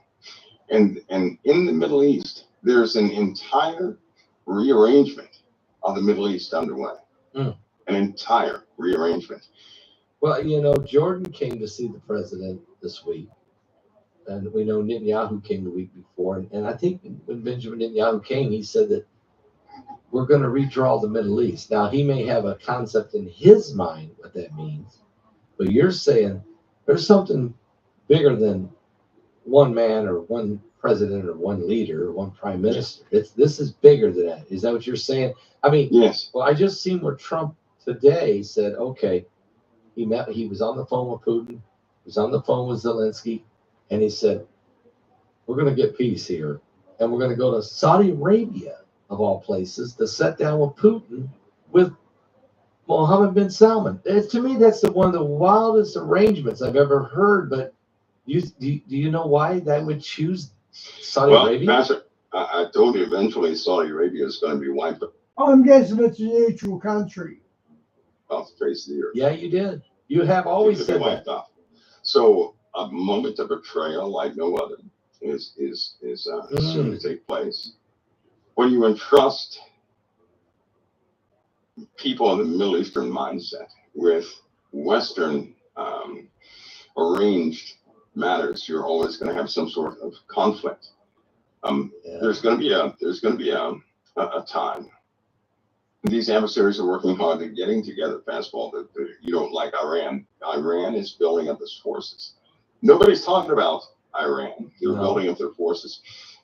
Before President Trump spoke to Putin, Putin sent support to Iran just to make sure, right? So it kind of tells you something. Yeah. So you have these figures in the Middle East right now, right? That are not, these people are just, they're out there, right? They're out there. They're different. Let's put it that way. They're different. So there's a dynamic change, a spiritual change within people in the Middle East right now among leaders, a spiritual change. I mean, a big one. There's a lot of craziness, of course, surrounding all over the world with this other stuff that's happening, but all of it's happening at one time. All of it is taking place at one time, which lets me know that the Sand King is Whoa! This guy's all over the place. So okay, we never did decide who the Sand King is. Is it Mohammed bin Salman? I mean, It's more, the Sand King is, this more thing than is just a more of human. an influence, right? Okay. An influence, a powerful influence right now. Kind of like George Soros, if the world was democratic only, right? Okay. So, and we're going to have some things, come forward. But you're looking at militaries that have already prepared. People know that before Trump came into power. These tariffs are only going to serve to cause these rival countries to go ahead and link themselves together against any further political aggression or aggression of any type. So all these actions from the West are causing the rest of the world to go forward with their plans to ensure the survival of their own nations. And you better believe Satan is behind much of what's happening right now. The Christianity, for example, Christianity is being attacked from the outside and inside. People, anybody who's a Christian, they know what they're dealing with on a day-to-day basis. Yeah. They know what they're dealing with. Yeah. They know how fleeting hope has become, and how fleeting these certain promises have become. There's this untold threat over the head of a Christian that causes just about every single Christian to wonder and to stay on their guard to some degree. Now, that's not some happenstance. That is absolute. There is these forces are rising, which I believe explains why this UAP subject has hit the front screen. Okay. It's hit the front lines. That's my belief. Let's talk all about of it. Let's talk all about of that goes together. Because we had the Stephen Greer dude today, and we're hearing from a lot of these people that they're talking disclosure. They're saying that Trump has opened up the JFK files. We're hearing that there's we got people saying, look, they've been pouring over, and they're saying, look, there was definitely 2 shooters. I mean, I'm hearing that there's videotape or audio tape of a man having a conversation with LBJ. I mean, there's a lot of rumors and a lot of stuff. But when we got back to disclosure, there is a major, major push to try to get Trump to release files on, and not just drones, but matter of fact, Mike, did you get the email that Heidi sent you? Did you get the email of this craft, whatever this is, that was captured yesterday in Gladstone, Michigan? And she said, I saw the header. I saw the header of the email, but I did not see the image. If you could, if you're able to, let me see. Yeah, I'd like for you to look at it. There's 2 pictures you'll see it, or there's 4 pictures there. You'll see this craft is way in the distance, and it's pink. It has a pink color to it. But then finally, it and according to the witness, it flew at outrageous speeds, but they could stop on a dime. And then it flew within 100 feet above, it looks like about 100 feet above the car. And there, this triangular thing. It's I don't even know what in the world to say it is. You see that the picture of it with all the little. It's pulling up. Hold on, it's pulling up. It's gonna go through some. Those of you who, while Mike's pulling this up, those of you who went to my Patreon channel and saw this, you can relate. So you already know what it looks like. And Mike's going to see it here in a minute. And we just want to get his opinion. Is this a governmental drone? Is this something We reverse. shall see. I'll tell you, because the government does have, they have their things. They have their things. This thing does And, not have wings. It didn't have. Right. Doesn't have a fire like a propulsion, coming out of Right. it. But it's like a big, huge triangular thing with lights on it. It's just strange. And how this thing can fly and turn on a dime and move doesn't make sense to me. It doesn't even look like, I don't even know what to say it is. I don't even know what to say it is, But it's Well, pretty see, big.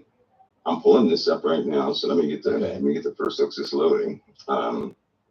Yeah, people are going to hear of a story soon. The whole world's going to hear it. That something is coming. When in the Bible, when the world goes against the living God, by that time the world is used to dealing with supernatural entities. I was looking at Revelation, Pastor Paul, and during the 1,000-year reign, people will be in a supernatural form, right? Right. On the earth. But then Satan is bound also. When he's loosed, people will then, they're going to have an idea of what these things are. And then he goes out and deceives those of the world again. Yes. Prior to that time, many things had taken place. People saw things that were unexplainable. They saw a great many things.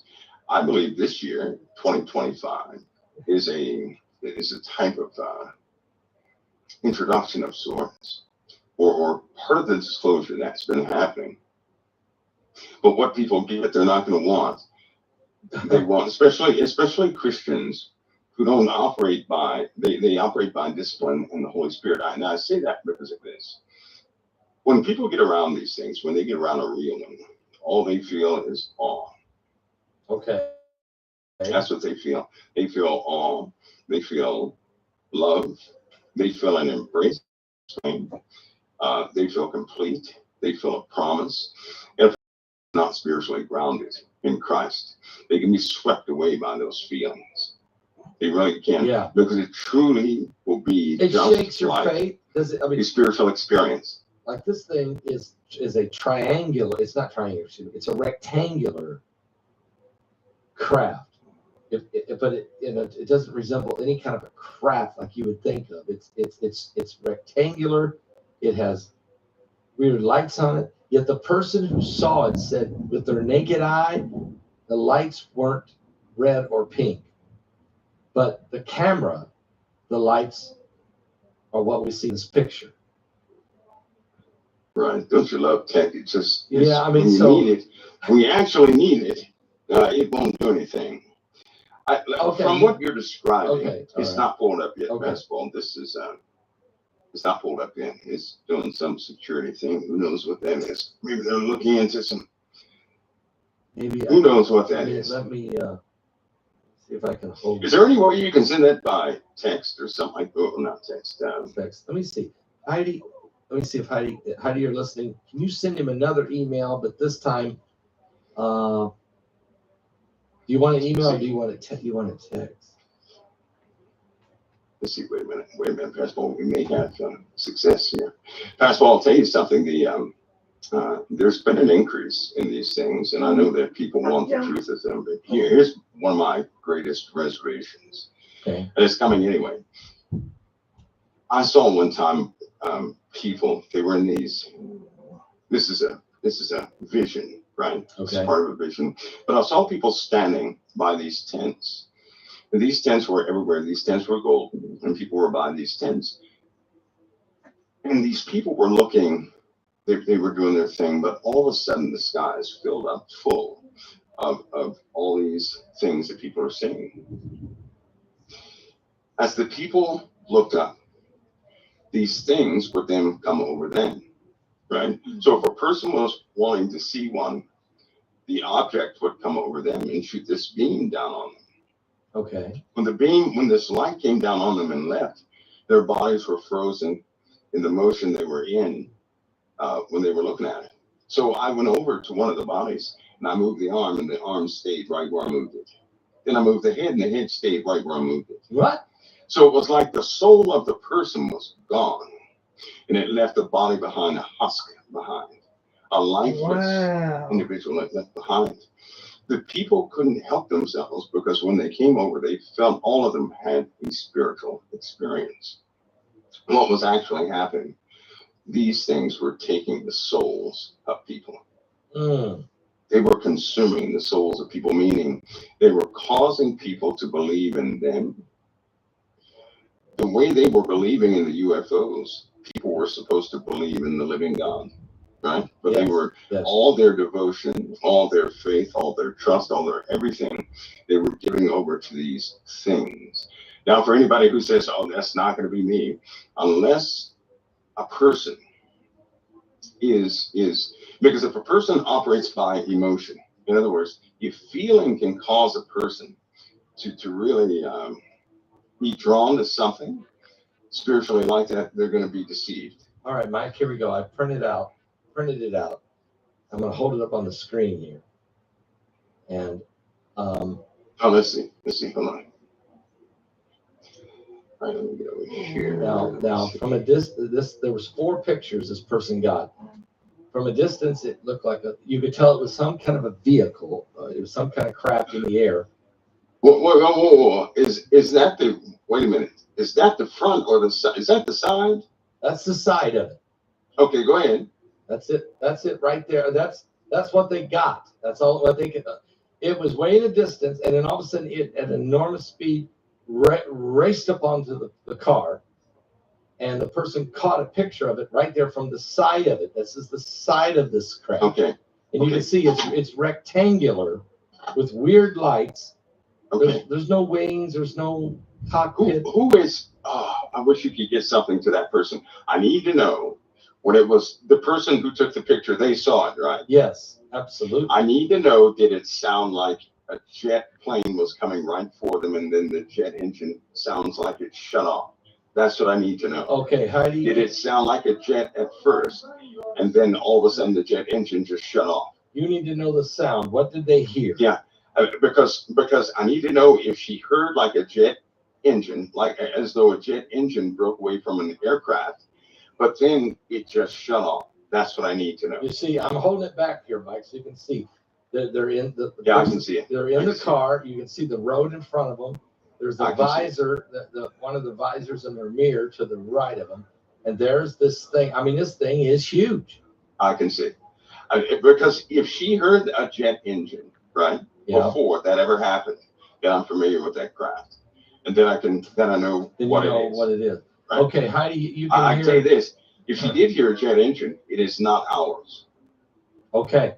So how do you, if you would send an email to our source and find out if they heard any sound. Did it sound like a jet engine? Was there any sound at all? And then just shut off. And then it just shut off. Just shut off. You're saying so like a sound like a jet engine. Like the sound of a jet engine and then just shut off. Which is crazy because how does something like that fly? How does it stay in the air?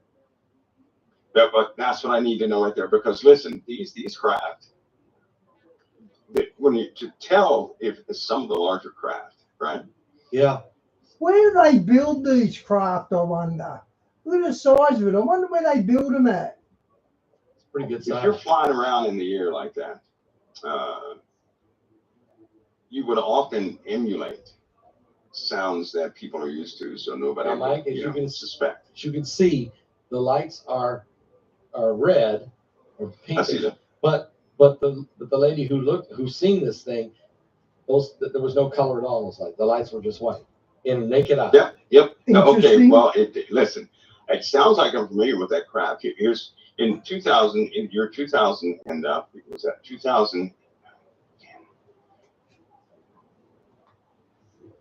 2010, right? Okay. Over the Appalachian Mountains, a craft about 50 feet from the ground was fully observed, cataloged, right? It was video, pictures, and everything else. So all dimensions were captured. And then it left at about 17,000 miles per hour. What? Because that same craft, which was over the Appalachian Mountains, was then over California and less than about 15, a little less than. Okay, and we just lost Mike. We might be going into some territory that we're not supposed to go into, but we have lost Mike. Hang on.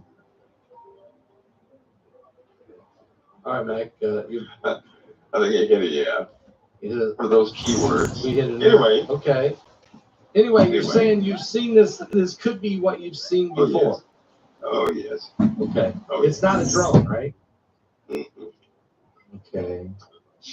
That picture right there represents only the bottom half of it, right? Wow. I don't know. Those lights go up.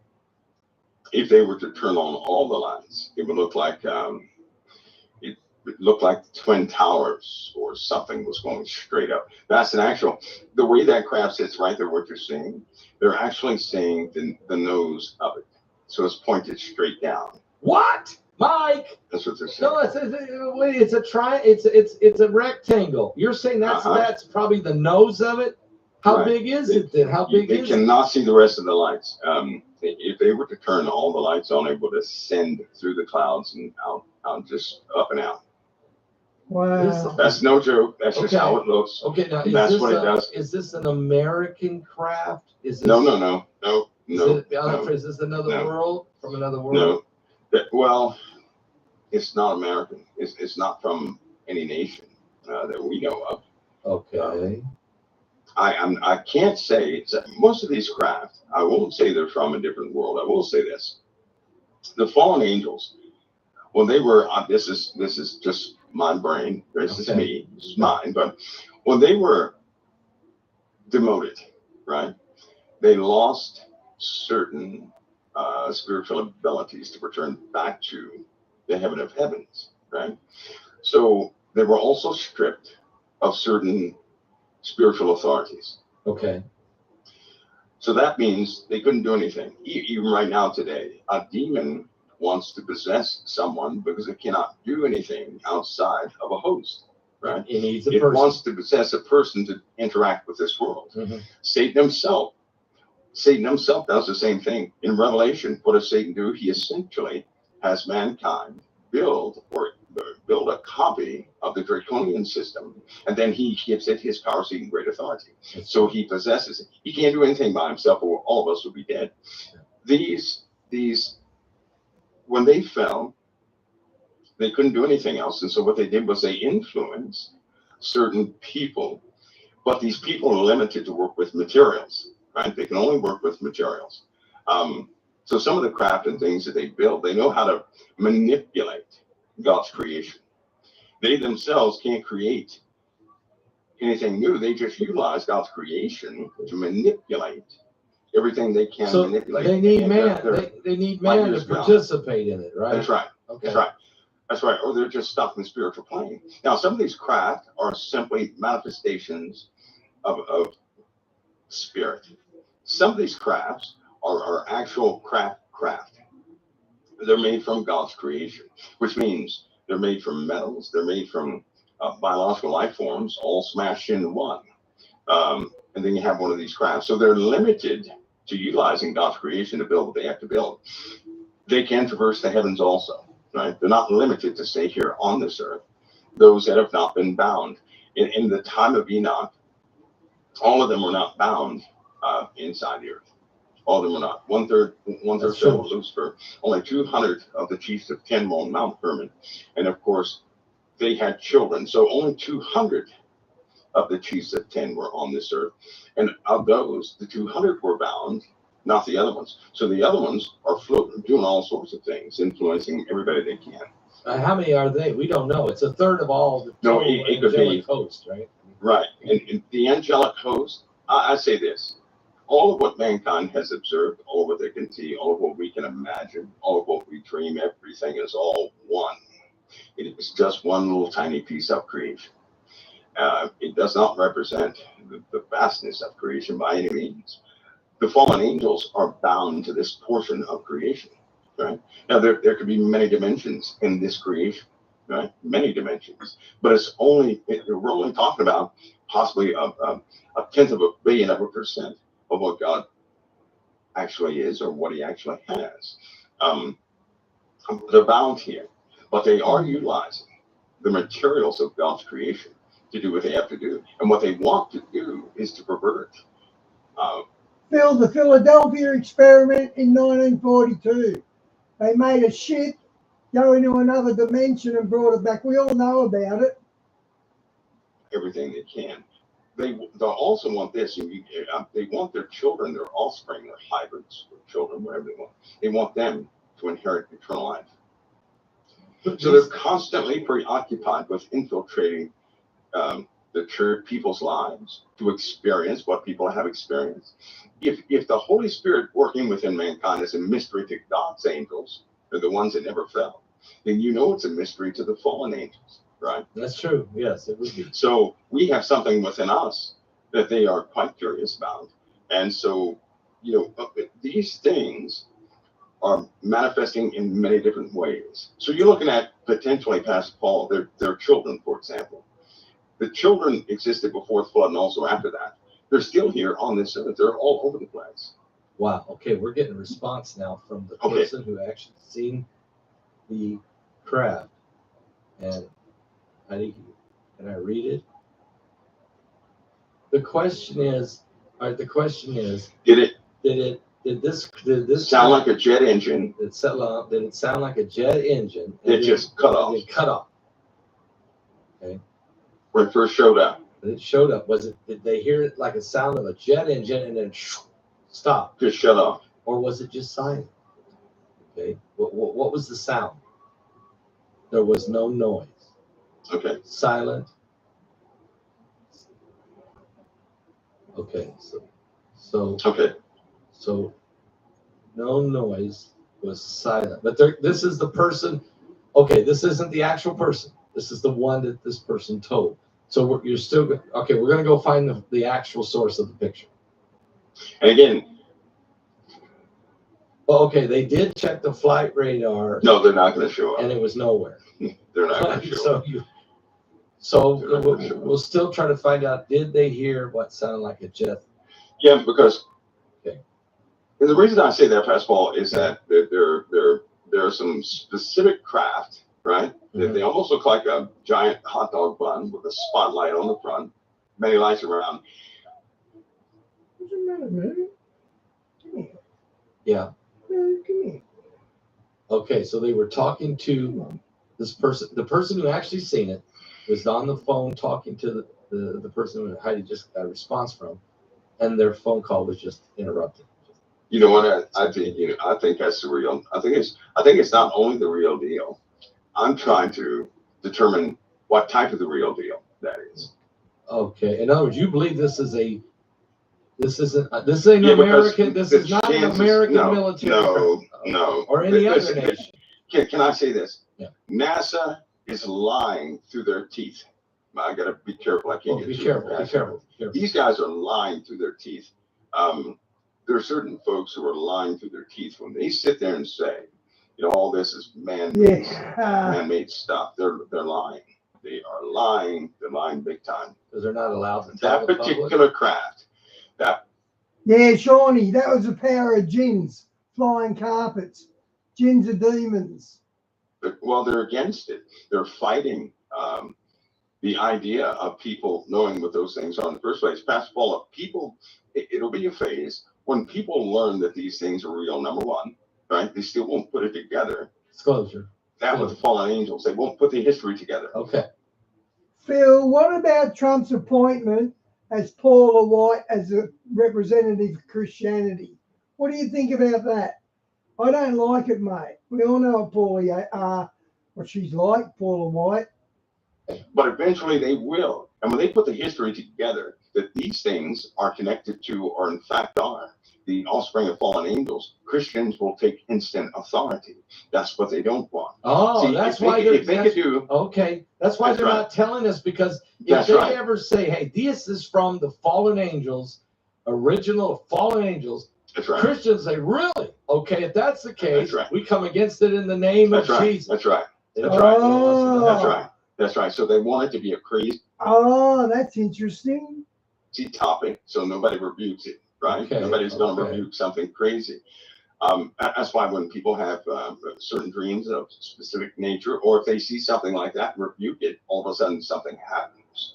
They don't want anybody to know the connection to these things. They always disconnect the subject of the fallen angels with any UFOs out there. They would rather you believe it's mankind. They would rather you believe that they were covered, some ET from planet hot dog or lasagna, but they don't want you to ever connect that with the fallen angels. They don't want that because you would take instant authority. Absolutely. And that will be the end of that. We're going to do our next webinar, folks, just so you know, will be in March, and it is going to be on disclosure. It's going to be on UFOs. It's going to be on the fallen. I don't know the name of it, but that's what it's going to be on. Me and Heidi were already been talking about it, and then this picture shows up on our email yesterday. This actually took place yesterday in Gladstone, Michigan, and there's been police reports. There were phone calls that made into the police, but when they checked the radars, nothing. There's nothing. It did not show up anywhere. This picture is what exists. This is what exists. That's right. And you're saying this is tied to the. You believe this is tied to the fallen ones? Yes, Pastor. I was. Well, I'm not going to say anything about that. But when you're dealing with weapons, there are too many cases when they do not want anybody to bring any bad mojo to the test to test out these things, because if a true believer gets around certain weapons and their intent is for something diabolical or something of that nature, Christianity will get in the way of the operation of that weapon. Yeah, it will. They've observed this too many times. It's just like if a person were trying to do something iniquitous against you. So we're not just going to be victims. We'll have a chance to fight back. That's basically what they're saying. And you knew nothing about it.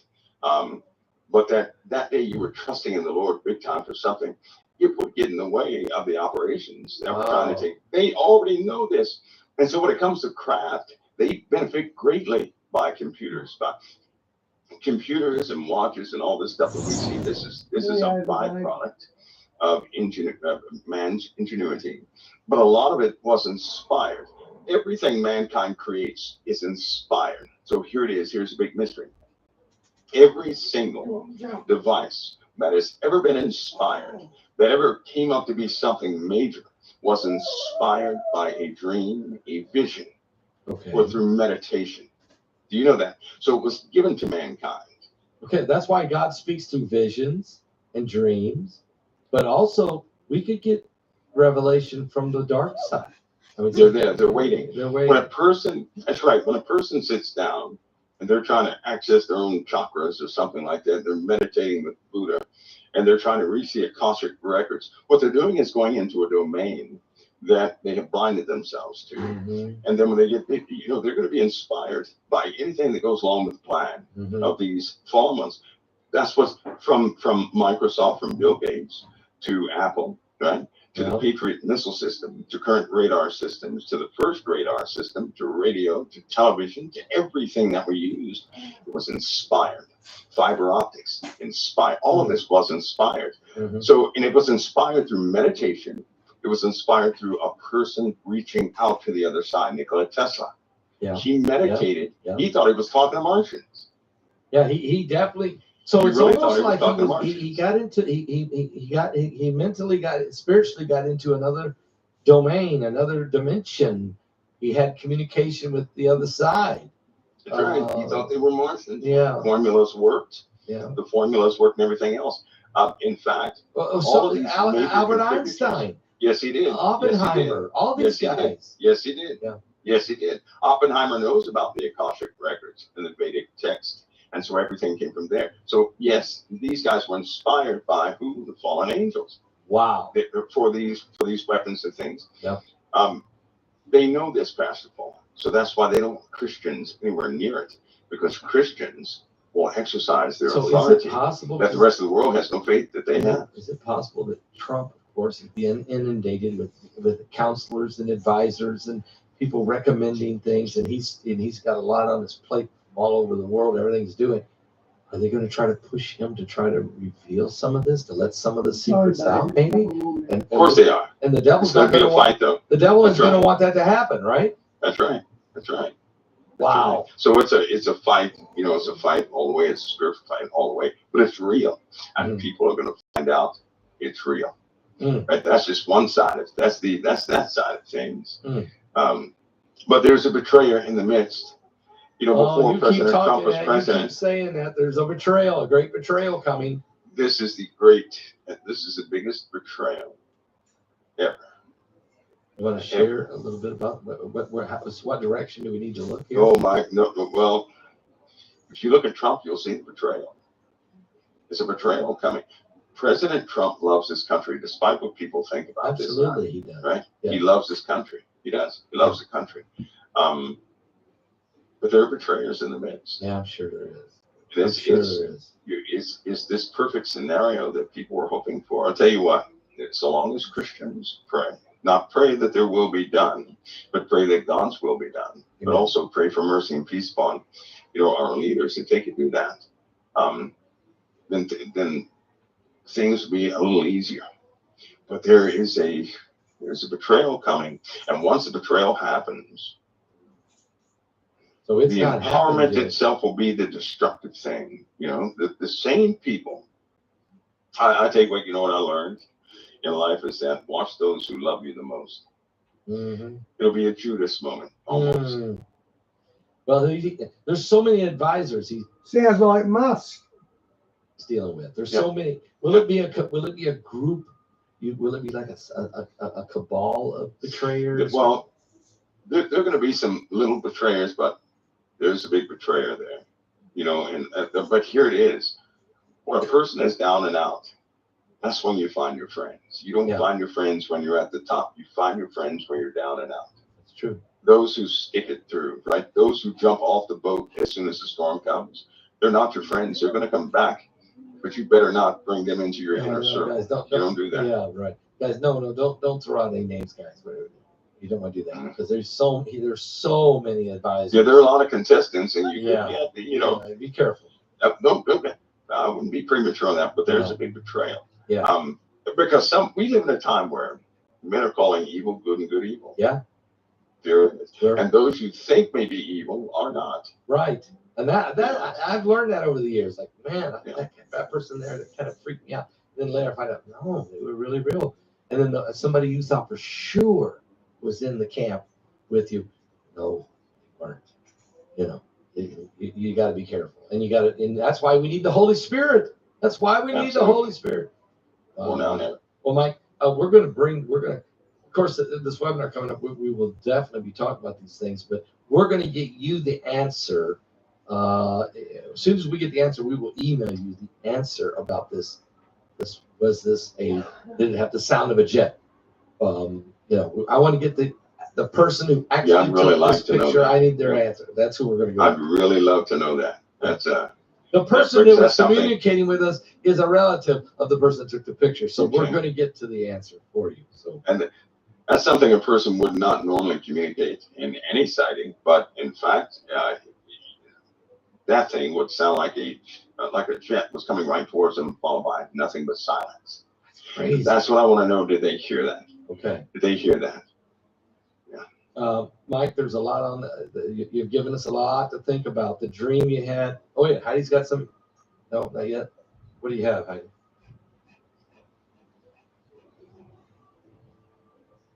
The phone. Yeah. Okay.